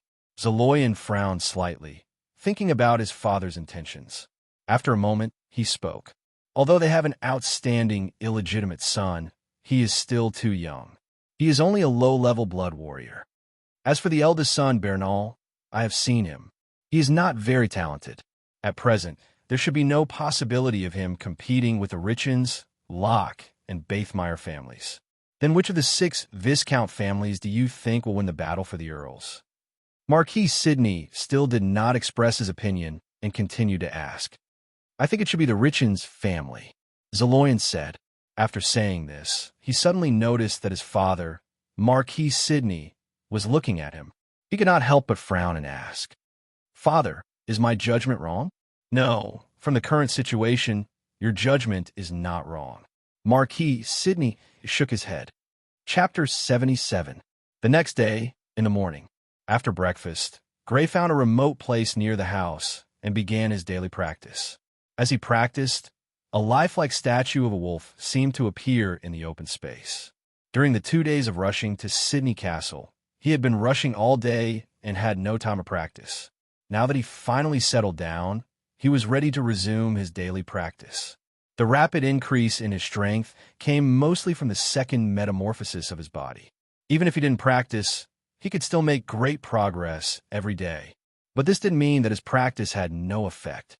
Although the original owner of this body didn't have the best talent for practice, it was still outstanding among the Viscount families. Otherwise, Viscount Fergus wouldn't have entrusted him with the hope of becoming a berserker and leading the Fergus family to become a Count family. With such talent, even if the growth from practice and the growth from the second metamorphosis were very different, it was still a great improvement compared to other people. Gray had never thought of giving up on this part of his growth, because only by not letting go of both the growth from the second metamorphosis of his body and the growth from his cultivation could his strength increase the fastest. 10 minutes, 20 minutes, 1 hour, 2 hours. After practicing for 2 hours, Gray had entered the 4th round of practice. His forehead was already sweating a lot, but there was still half an hour before he reached his limit. Gray continued to practice. Pa, pa, pa. At this moment, suddenly there were hurried footsteps approaching, and at the same time, there was the voice of a young woman. "Young Master Gray, there's a family coming to visit. Are they here?"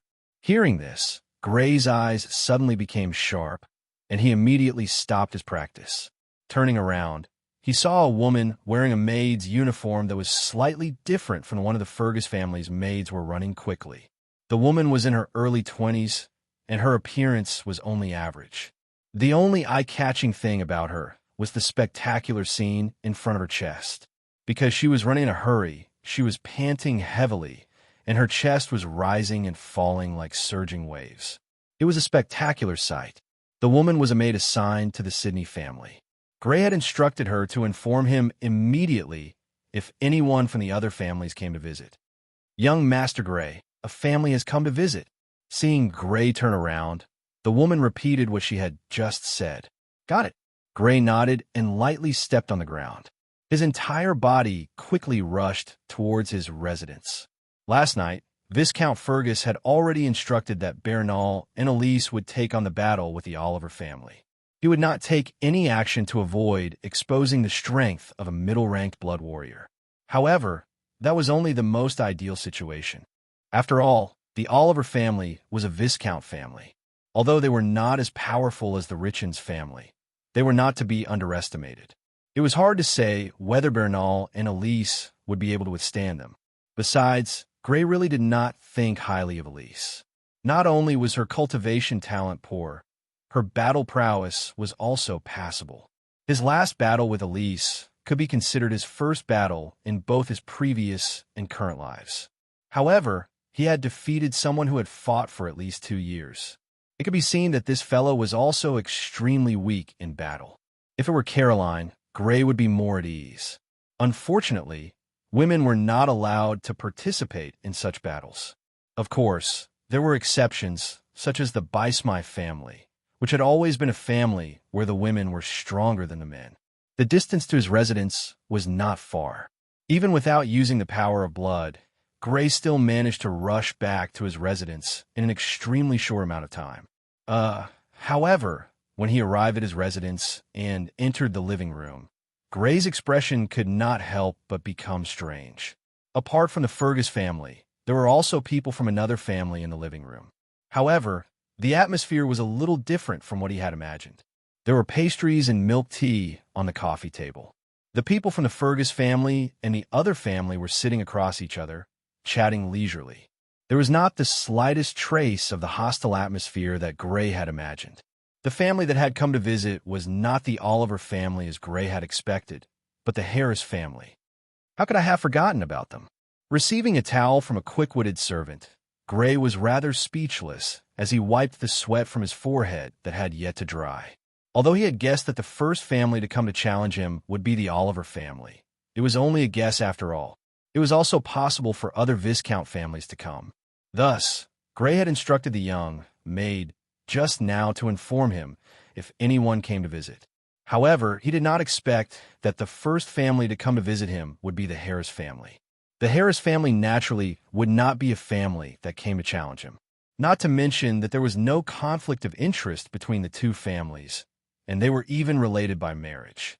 Kevin Harris's strength as a beginner blood warrior did not have the qualifications to come and challenge him. Greetings, Baron Harris, Madam Bess, Brother Kevin. After returning the towel to the servant, Gray greeted Baron Harris and the other two. Gray really did not have a good impression of the three of them. He even wanted to turn around and leave, but Viscount Fergus, Madame de Milan, and the others were present, so he naturally could not do that. Hello, Gray. Did you go to train? You have such great talent, but I didn't expect you to be so serious even when training. Baron Harris smiled slightly and responded to Gray enthusiastically. Yes, to be so hard-working in training, Kevin should really learn from Gray. Madame Bess also smiled and added, Gray's eyes flashed strangely. Were these still Baron Harris and Madame Bess? The evening before yesterday, Gray had enjoyed the cold violence of these two people in the Harris family's living room. Today, these two people's enthusiastic attitude could be said to be two different people compared to the evening before. What was going on? Did these two people take the wrong medicine? On the contrary, Kevin Harris was still normal. His face was gloomy, and his gaze towards him was a little gloomy. Obviously, he was thinking about how he was almost embarrassed by him the night before. Brother, over here. On the side of the living room, Sarah, who was wearing a long beige dress that showed off her cuteness, greeted Gray. Okay. Gray walked over, touched her soft black hair that was tied into two ponytails, and sat next to her. At the same time, he glanced amusedly at Caroline, who was wearing a purple dress and holding a book and reading it attentively. It was hard to imagine how obsessed this sister in name was with books. He had never seen the book in her hand before and did not know where she found it. Gray, you're working too hard. You're making me feel ashamed. Bernal tilted his head and looked in his direction and said half-jokingly, Today, you and Brother Elise will be the main force, and I have nothing to do. Gray smiled and explained, Haha, since you said so, Elise and I will definitely be the main force today. Bernal laughed. The atmosphere in the living room that was broken by Gray's arrival was restored. Everyone began to chat casually again, and Gray would occasionally join in to say a few words. Although he did not say much, no one would ignore his existence. This was his current status in the Fergus family. Bang, bang, bang. Suddenly, there was a knock on the door of the living room. After the conversation in the living room ended, Viscount Fergus frowned slightly and asked, What is it? Lord Viscount, the Oliver family has come to visit. A man's voice sounded outside the living room. The other party should be a male servant in the castle. They're really here this time. Hearing the other party's words, Gray's eyes suddenly became sharp. Although they did not become the first family to visit, they were indeed here, and definitely not with friendliness. The Oliver family is here. Besides Gray, Viscount Fergus, Bernal, Elise, and the others in the room had cold expressions on their faces, while Baron Harris and the other two had thoughtful expressions on their faces.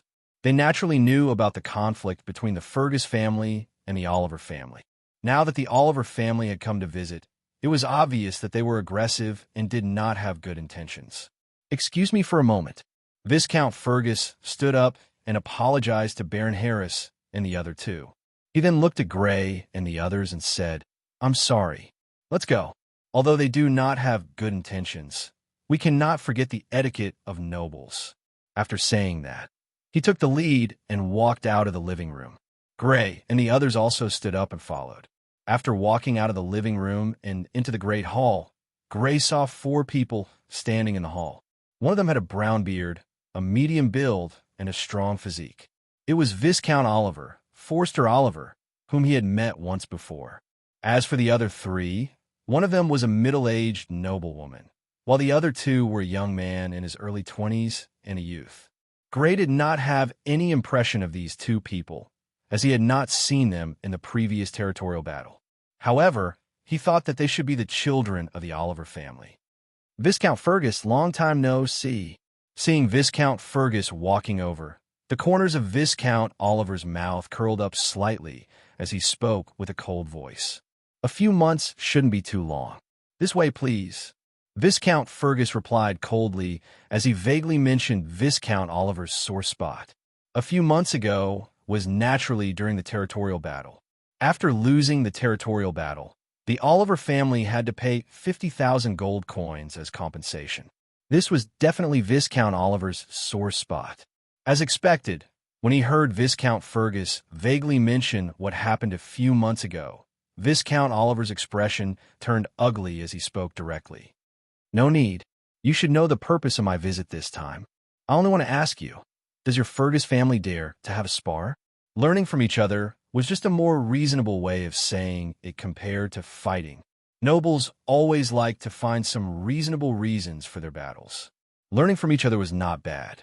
Learning from each other and improving each other was such a legitimate reason. "Why wouldn't I dare?"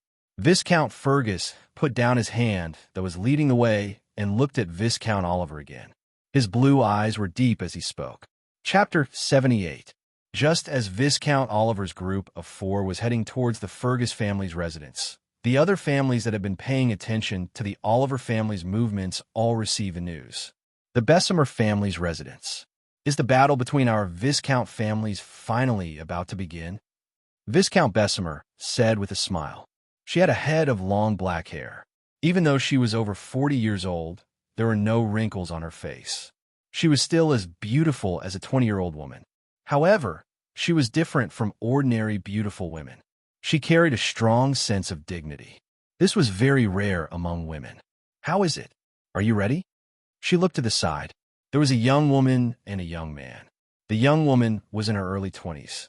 Her facial features were exquisite and beautiful. She also had a head of long black hair. Her appearance was 70% similar to Viscount Bessemer, not only in appearance, but also in temperament. Her name was Jolly Bessemer. She was the most outstanding child of the Bessemer family's generation. She was also the successor of the Bessemer family's Viscount title. "Mother, I'm getting impatient. If you hadn't stopped me from challenging in advance, I would have started already." She shrugged and complained when she heard Viscount Bessemer's words. The young man was about the same age as Elise. He had a head of dazzling blonde hair and was extremely handsome. However, there was a feminine tenderness in his handsomeness. His name was Cayenne Bessemer. He was the second son of Viscount Bessemer. He hurriedly replied when he heard Viscount Bessemer's words. "Mother, I'm ready. This time, you must pay close attention to the battle between the Fergus family and the Oliver family, because they may also become your opponents." A blond man spoke gently in the room. He was extremely handsome. His handsomeness was enough to make any man jealous. He was Viscount Bessemer's husband, Nai Noel. He was originally the second son of Baron Noel's family. Later, he married into the Bessemer family. "Yes, father." Chow Li and Cayenne both responded. The Richens family's residence. Viscount Richens took a sip of red wine from his crystal glass and placed it on the coffee table beside him. In the room, other than him, there were 2 other young people. They should be over 20 years old, but one of them was slightly older than the other. These 2 people were called Clifford Richens and Timothy Richens. They were 1 year apart and were the two sons of Viscount Richens. Like Viscount Richens, the two of them were rather handsome. However, unlike Kai and I Richens, they had distinct features. They were handsome, but not feminine. Viscount Lycan's wife was not in the room because she had died of illness many years ago, and Viscount Lycan's had never remarried. Fergus and Oliver are your opponents. This time, you should observe their battle properly. After a slight pause, Viscount Oliver continued. Pay special attention to Grey Fergus. Although he is not a threat to you now, he will definitely become your opponent in the future. You need to understand him as soon as possible. Yes, father. Clifford Richens and Timothy Richens both nodded. However, their faces were filled with pride, as proud as roosters with their heads held high. However, the two of them did have the right to be proud. Even the one who became a middle-rank blood warrior, the latest of the two, had already been there for 2 years. In comparison, although the Rock family also had 2 middle-rank blood warriors, Morley Locke had only been a middle-rank blood warrior for a few months. In addition, he was too young and definitely did not have as much combat experience as them. Therefore, in their opinion, although the Rock family could be considered a threat, the final victory would inevitably belong to them. As for the Fergus family and the Oliver family, they did not take them seriously at all. These two families did not pose a threat to them at all, at least for now. In a small training field in Sydney Castle. Hearing the servant's report, Zero stopped training. After taking a towel and wiping himself, he walked out of the training field. Up until now, he had not personally attended the battles between the various families. After all, it was only a battle between some baronial families, which was not too important to him. Sending his subordinates to observe was enough. However, he had to personally observe the battle between the Fergus family and the Oliver family. Viscount families, even in the entire Marquis territory, there were only 6 of them. They were already of an extremely high rank and would be a great help to him on the battlefield in the future. Naturally, he had to observe them carefully. Most importantly, Marquis Sidney had already let him slowly take over the distribution of the special resources of each family. Naturally, he had to carefully observe each family, especially those of the Viscount rank and above, so that the total number of special resources would remain the same and obtain the greatest effect. This was what he had to consider now. In the open space west of Sydney Castle, there was a slightly raised platform of about 2,000 square meters paved with huge stones. Next to the platform was a row of weapon racks. On the weapon racks, there were long knives, long swords, spears, daggers, staffs, and other weapons, but they were all made of ironwood. These weapons were not edged and were not sharp. As long as one wore battle armor, there would not be any serious injuries. They were considered relatively safe weapons for sparring. This was naturally the platform where the members of the Sidney family usually sparred. The Fergus family, the Oliver family, and the Harris family, who were preparing to watch, left the Fergus family's residence and came here. However, when they arrived, they discovered that there were already many people around the training ground. Not only that, but there were also people from other families arriving. There were men and women, young people and middle-aged people. They stood in groups of 3 to 5 and stood around the battle stage. However, they didn't seem to have any intention of fighting. They were obviously waiting for the battle between the Fergus family and the Oliver family. They're really well informed. Seeing this scene, Gray could not help but sigh in his heart at how well informed these families were. They were already waiting here before he and the others arrived. It was obvious that these people had already received the news when Oliver went to the Fergus family. I'm afraid this has something to do with the Sidney family. A thoughtful look flashed across Gray's eyes. The Sidney family's purpose in doing this was to create a sense of crisis and competition in the other families, so that they could quickly improve through competition and achieve the goal of increasing the overall strength of the Sidney Marquisate. That's the Count family, the Ford family. That's the Count family, the Smalley family. That's the Richens family. That's the Bessemer family. Knowing that Gray didn't know any of the families that had appeared, Bonner introduced them to Gray in a low voice. Gray sized up the younger generation of each family. Of course, his focus was on the Viscount family. For the current Fergus family, whether it was the Count family or the Baron family, they were not the focus of attention. The Count family valued their reputation and would not take the initiative to challenge the Viscount. After all, there was no benefit to winning, and losing would be embarrassing. As for the Baron family, other than a few families that had a chance of becoming Viscounts, the other families did not have the strength to challenge them. Even if they had the strength to challenge them, they would not challenge the Viscount family. Becoming enemies with a Viscount family before becoming one was obviously not a wise choice. Young Master Sidney is here. Suddenly, many people looked in one direction. Gray followed their gazes and saw a young man in a moon-white suit and a young lady walking over. The young man had a head of dazzling golden hair and a calm demeanor. He was the eldest son of Marquis Sidney Zeloyan.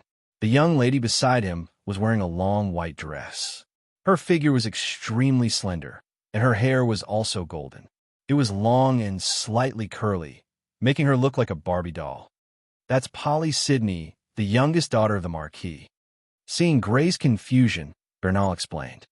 Young Master Zeloyan, Miss Polly. Young Master Zeloyan, Miss Polly.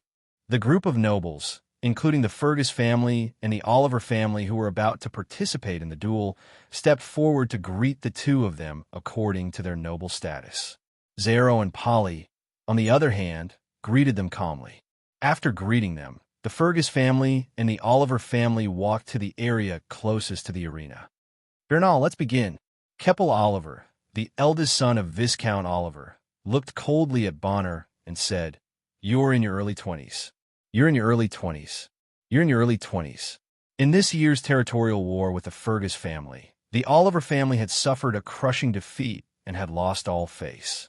Viscount Oliver had been captured on the spot and had been forced to pay a total of 50,000 gold coins as compensation.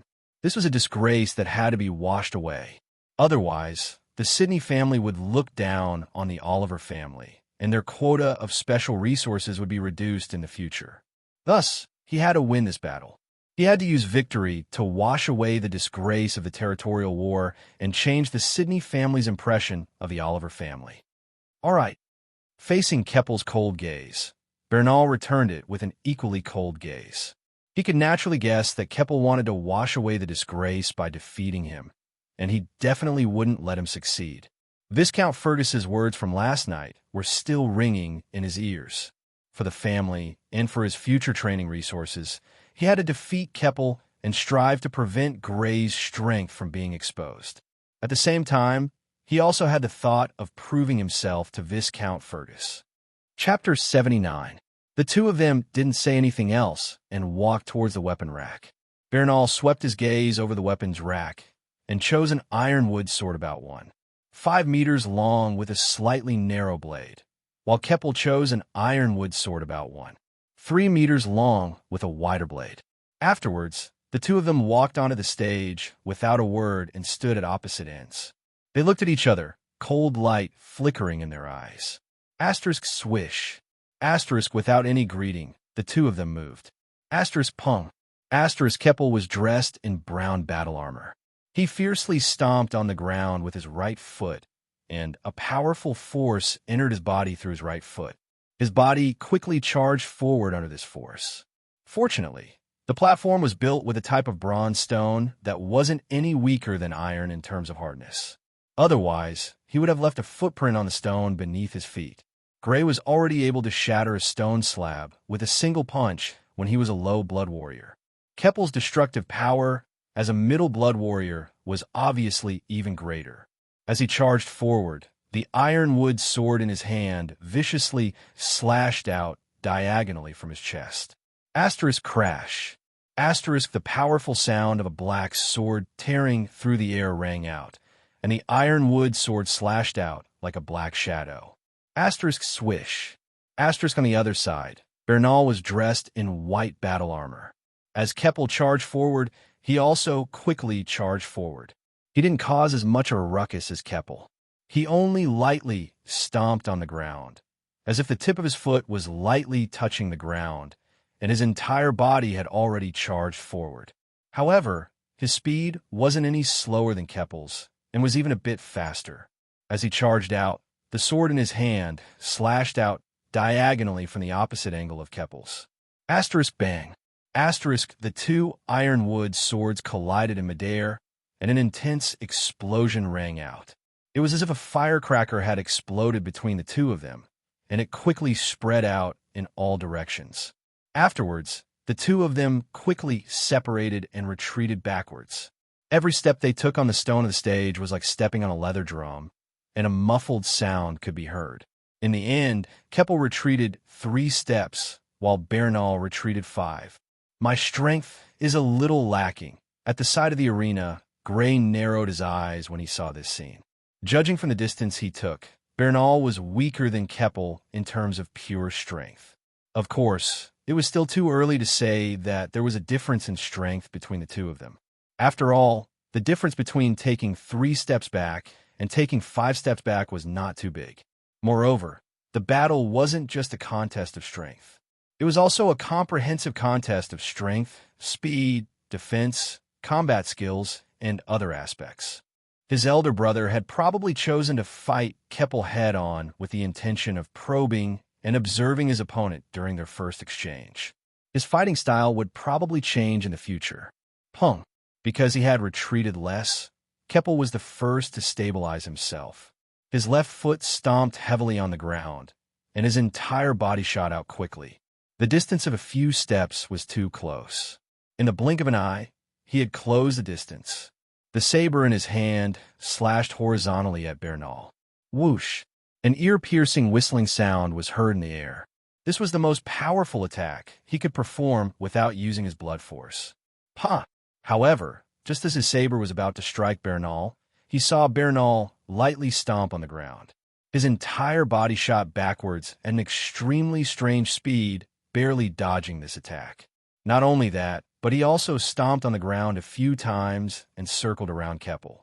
He quickly arrived at Keppel's side and slashed at Keppel's neck. If this slash landed, even if the ironwood sword did not have a blade, it would be enough to heavily injure Keppel or even kill him. After all, his neck was not protected by any armor. Keppel's hair stood on end at this moment. He quickly turned his saber around and blocked Bernal's slash, blocking Bernal's dangerous attack. Bang! Another explosion like that of a cannon rang out. Bernal and Keppel separated upon contact once more, retreating backwards. Pa! Pa! Pa! The sound of someone stepping on a cowhide drum rang out once more. This time, Kepper took 3 steps back just like before. However, Bonner's steps were the same as Kepper's, also 3 steps. As expected, seeing this, the corners of Gray's mouth rose slightly. There was still a gap in strength between Bernal and Keppel before, and it was impossible for this gap to disappear all of a sudden. The reason for this was naturally because Keppel had acted hastily and was unable to display his full strength. Evidently, after testing out that Keppel's speed was inferior to his and that his strength was greater than his, but only by a small margin, Bonner had already changed the way he fought. Relying on his speed, he dodged Keppel's attacks and attacked from the side, forcing Keppel to hastily defend himself and be unable to display his full strength. Bang! Bang! Bang! Sounds like that of a cannon rang out continuously on the stage. Bernal and Keppel were quickly exchanging blows. One moment, they were fighting to the east of the stage, the other to the west. Fighting with all their might caused their physical strength to deplete rapidly. Sweat dripped down from both sides of their foreheads, and the hair on their temples was already soaked with sweat. Because Bernal was always attacking from the side or the back, Keppel's attacks were unable to display their full strength. Of course, Bernal wasn't able to gain an advantage either. Even if he relied on his speed to attack Keppel from the side or the back, forcing Keppel to be unable to display his full strength, he was only on par with Keppel in terms of strength. Whoosh! Bernal appeared on Keppel's right and slashed his sword at Keppel's side once more. But right at this moment, Keppel suddenly roared. His hands suddenly swelled up, and the arms of his armor clearly felt as if they were being propped up. Then, he turned around and swung the long saber in his hand from top to bottom with great force. Rip! The air seemed to be torn apart by this slash, and the sound it emitted was extremely ear-piercing. Around the stage, the weaker nobles couldn't help but turn pale as they stared at Keppel's blade in fear. This blade gave them the feeling that it was unstoppable. If this was a real battlefield, they would very likely lose their lives facing this blade. Even the descendants of counts and viscounts couldn't help but narrow their eyes. This slash was already a huge threat to them. Get ready to end this quickly. The expression in Gray's eyes suddenly turned sharp. Judging from Kabir's sudden increase in strength, it was easy to determine that Kabir had used his blood power.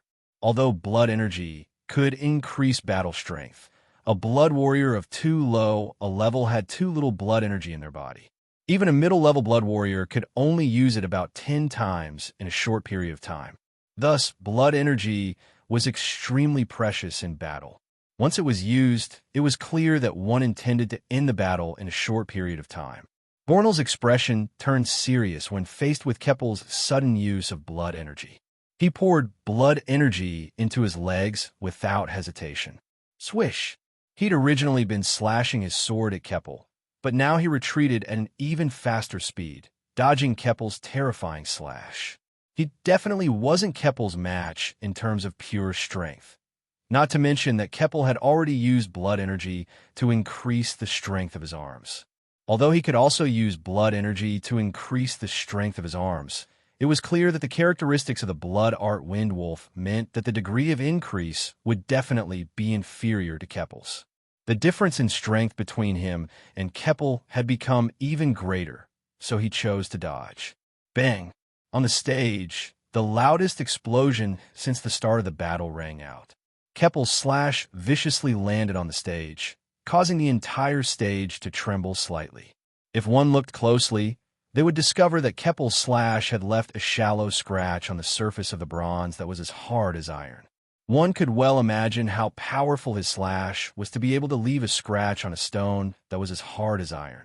Not far away, Bernal stared at this terrifying slash with lingering fear. He'd naturally seen the scratch on the stage, and that was exactly why he still had lingering fears.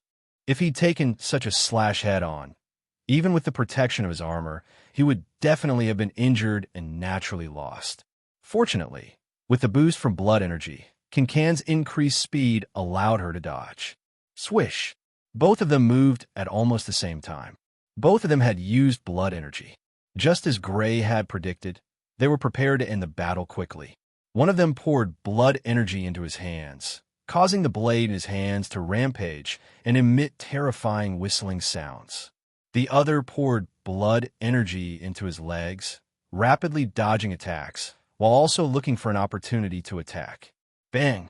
Both of their physical strength and blood energy were rapidly being depleted. Finally, at a certain moment, a figure was sent flying with a muffled sound. This person was Keppel, dressed in brown armor. After dodging Keppel's ferocious attacks several times, Bernal finally found an opportunity to slash at Keppel's body and send him flying. With the protection of his armor, Keppel only felt a bit of pain when he landed on the ground. He wanted to turn around and stand up, but at this moment, a sword was placed against his neck. The other end of the sword was in Bernal's hand, who was panting heavily. His heart suddenly sank, and his eyes filled with disappointment. He lost.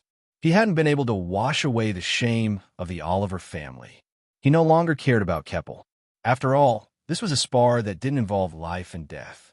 A victory was a victory, and there wouldn't be any retaliation. The dignity of a noble wouldn't allow such a thing to happen. Using his sword to support his body, Bernal looked down at Viscount Fergus below the stage. Chapter 80. Good. Viscount Fergus's eyes were full of praise when he met Bernal's gaze, and he nodded with a gratified expression.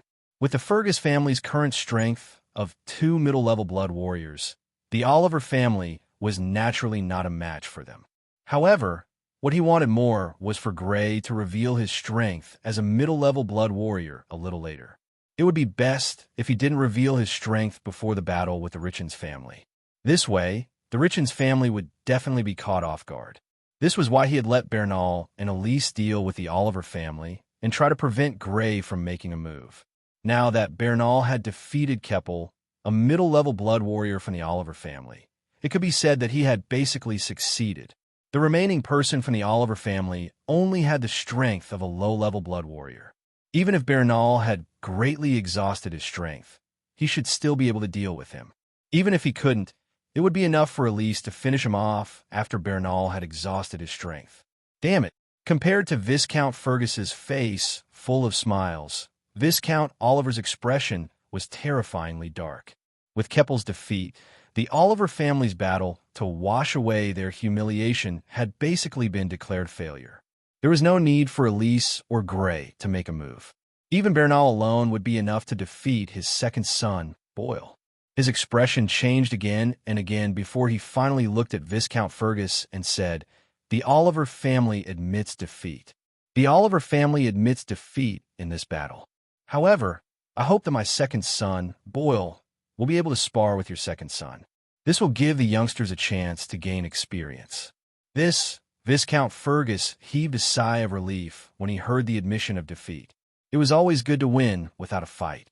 However, when he heard the request for a spar, he couldn't help but frown. Viscount Oliver admitting defeat was not out of his expectations. Since he knew that he was no match for him, he might as well admit defeat and conserve his energy to challenge the other Viscount families and snatch victory from them. He had originally thought that this was the Oliver family's plan, but after hearing Viscount Oliver's request to spar, he immediately came to a realization and understood Viscount Oliver's true plan. The opponent was advancing in order to retreat. Their goal was to allow their second son, Boyle, to bypass Bernal and directly fight with Elise. Although the outcome of the battle between the two families had been decided after the Olivier family admitted defeat, if Boyle could defeat Elise in the battle, it would undoubtedly allow the Olivier family to regain some face. On the other hand, the evaluation of the Fergus family was lower. Although the eldest son had won, the second son had lost. It was only one win and one loss. Furthermore, he reckoned that since Viscount Oliver dared to say such a thing, he probably knew that Elise's talent was lacking and was confident that his second son, Boyle, could defeat Elise. He didn't want to agree, but the Count and Viscount families, as well as Zaloyan and Polly, the two descendants of the Marquis family, were present. If he didn't agree, it would weaken the Fergus family's momentum. The Olivier family had already admitted defeat. If they didn't dare to accept a battle that didn't concern the outcome, the Fergus family would undoubtedly be looked down upon by the other families. Good plan. Knowing that he had no choice but to accept this spar, Viscount Fergus coldly snorted in his heart. He looked at Elise, but shook his head slightly and looked away. If things really went as Viscount Oliver had planned, then this battle would probably be a loss. Even as her father, he didn't think that Elise could win. Elise's usual performance made him feel uneasy. He fixed his gaze on Grey for a moment and couldn't help but raise the corners of his mouth. He tilted his head and spoke to Viscount Oliver. "Viscount Oliver's suggestion isn't bad, I agree. However, I hope that Grey can replace Elise. Although Grey is already a low-level blood warrior, he lacks actual combat experience the most among the three brothers. I hope that he can participate in this spar. I have no objections." Viscount Oliver's eyebrows twitched as he silently cursed the old fox. Defeating Elise and defeating Grey were two different things. Elise's age was similar to Boyle's. If she could defeat him, then it would immediately prove that the Fergus family's second son, Elise, was inferior to the Olivier family's second son, Boyle. This would allow the Olivers to regain some face. If it was the younger Grey, even if she defeated him, people would only think that Grey was too young and lacked combat experience due to the age difference between the two. This battle would instead become a friendly spar for the sake of increasing combat experience. However, he had originally proposed this with the excuse of increasing combat experience. Now that his goal had changed, he couldn't refuse. From beginning to end, he had never considered whether Grey would be stronger than Elise. After all, Grey was too young and had only been a low-level blood warrior for a few months. The amount of time he had come into contact with actual combat was even shorter. Grey seized this opportunity and properly experienced a battle of the same level. Seeing that Viscount Oliver had agreed, Viscount Fergus once again turned his head and looked at Gray. "Yes, father." Gray also nodded solemnly. Others might not have been able to hear the emphasis Viscount Fergus had placed on the words "the same level," but how could he not? Moreover, he was an adult after all. How could he not understand such twists and turns? Even if Viscount Fergus hadn't said anything, he knew what to do at this moment. He walked directly to the weapon rack and, like Bernal, picked up an ironwood sword and walked towards the stage. After seeing Bernal's victory, he had originally thought that he wouldn't be needed to fight today. He hadn't expected such a turn of events. However, it didn't matter. The middle-level blood warrior, Keppel, had already been defeated by Bernal. A low-level blood warrior's strength was enough to deal with the low-level blood warrior Boyle. This wasn't arrogance. After all, the current him had absorbed Hanhu's strength during the transformation process after consuming Hanhu's blood. Even if he only used the strength of a low-level blood warrior, his strength wouldn't be weaker than Keppel's. In addition to his speed, his advantage was very obvious. Do your best. Seeing that there was no need to fight, Bernal walked towards the Fergus family from the stage. When he passed by Gray, he smiled slightly and said, "I will." Gray also smiled slightly. On the other side, Boyle walked onto the stage after picking up an ironwood sword. He took a deep breath and looked at Gray with a gloomy gaze. His elder brother had already lost. He definitely couldn't lose again. Otherwise, the Oliver family would really lose face. "Elder sister, who do you think will win between the two of them?" On the side closest to the stage, the 4 members of the Bessemer family stood there. The second son, Kai and I, looked at the 2 people on the stage and asked. Xiaoli had a beautiful face and a tall and slender figure. She exuded a heroic aura. Hearing her brother Kai's question, her beautiful eyebrows raised slightly as she replied, "It should be Boyle." "Why? I've heard that this Gray's talent isn't any worse than yours. Maybe he has the same talent for battle as you," Kai and I said casually. In fact, he already believed Xiao Li's words. However, he had always liked to disagree with his sister. When he heard that his sister was so sure that Boyle would win, he naturally felt the opposite in his heart. "Do you think that battle talent is a vegetable?" Xiaoli rolled her eyes and glanced at her brother, who always liked to disagree with her. She reached out her hand and rubbed his blonde hair before retracting her hand in satisfaction. Battle talent was a talent born for battle. In battle, one could more flexibly display one's own strength. Generally speaking, there were very few people like this. She had battle talent, but that was thanks to her mother. That's right, her mother also had battle talent, and she was fortunate enough to inherit it. This kind of inheritance wasn't 100%, at least her brother didn't inherit it. "Don't rub my head." Kai and I complained in dissatisfaction. He was very dissatisfied with his sister's careless rub of his head.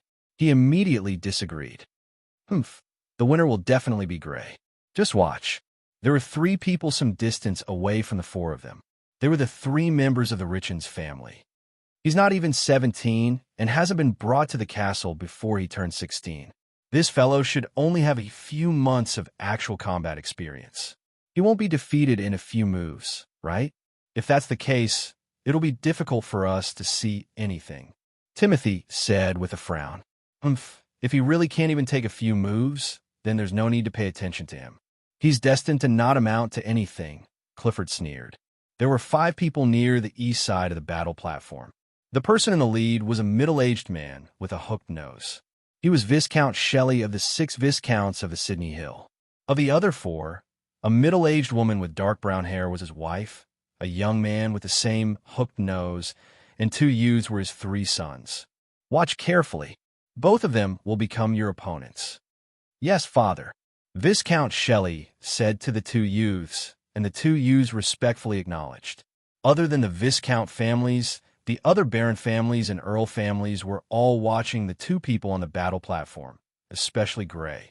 There were only 6 Viscount families, even in the Marquis of Sydney. A genius appearing in one of the families was naturally very eye-catching. It could be said that most of the families present had more or less heard of Gray. Now that they saw Gray fight, they couldn't help but be filled with curiosity. How strong was this genius of the Fergus family? To become a low-level blood warrior in a year, his talent in training was obvious.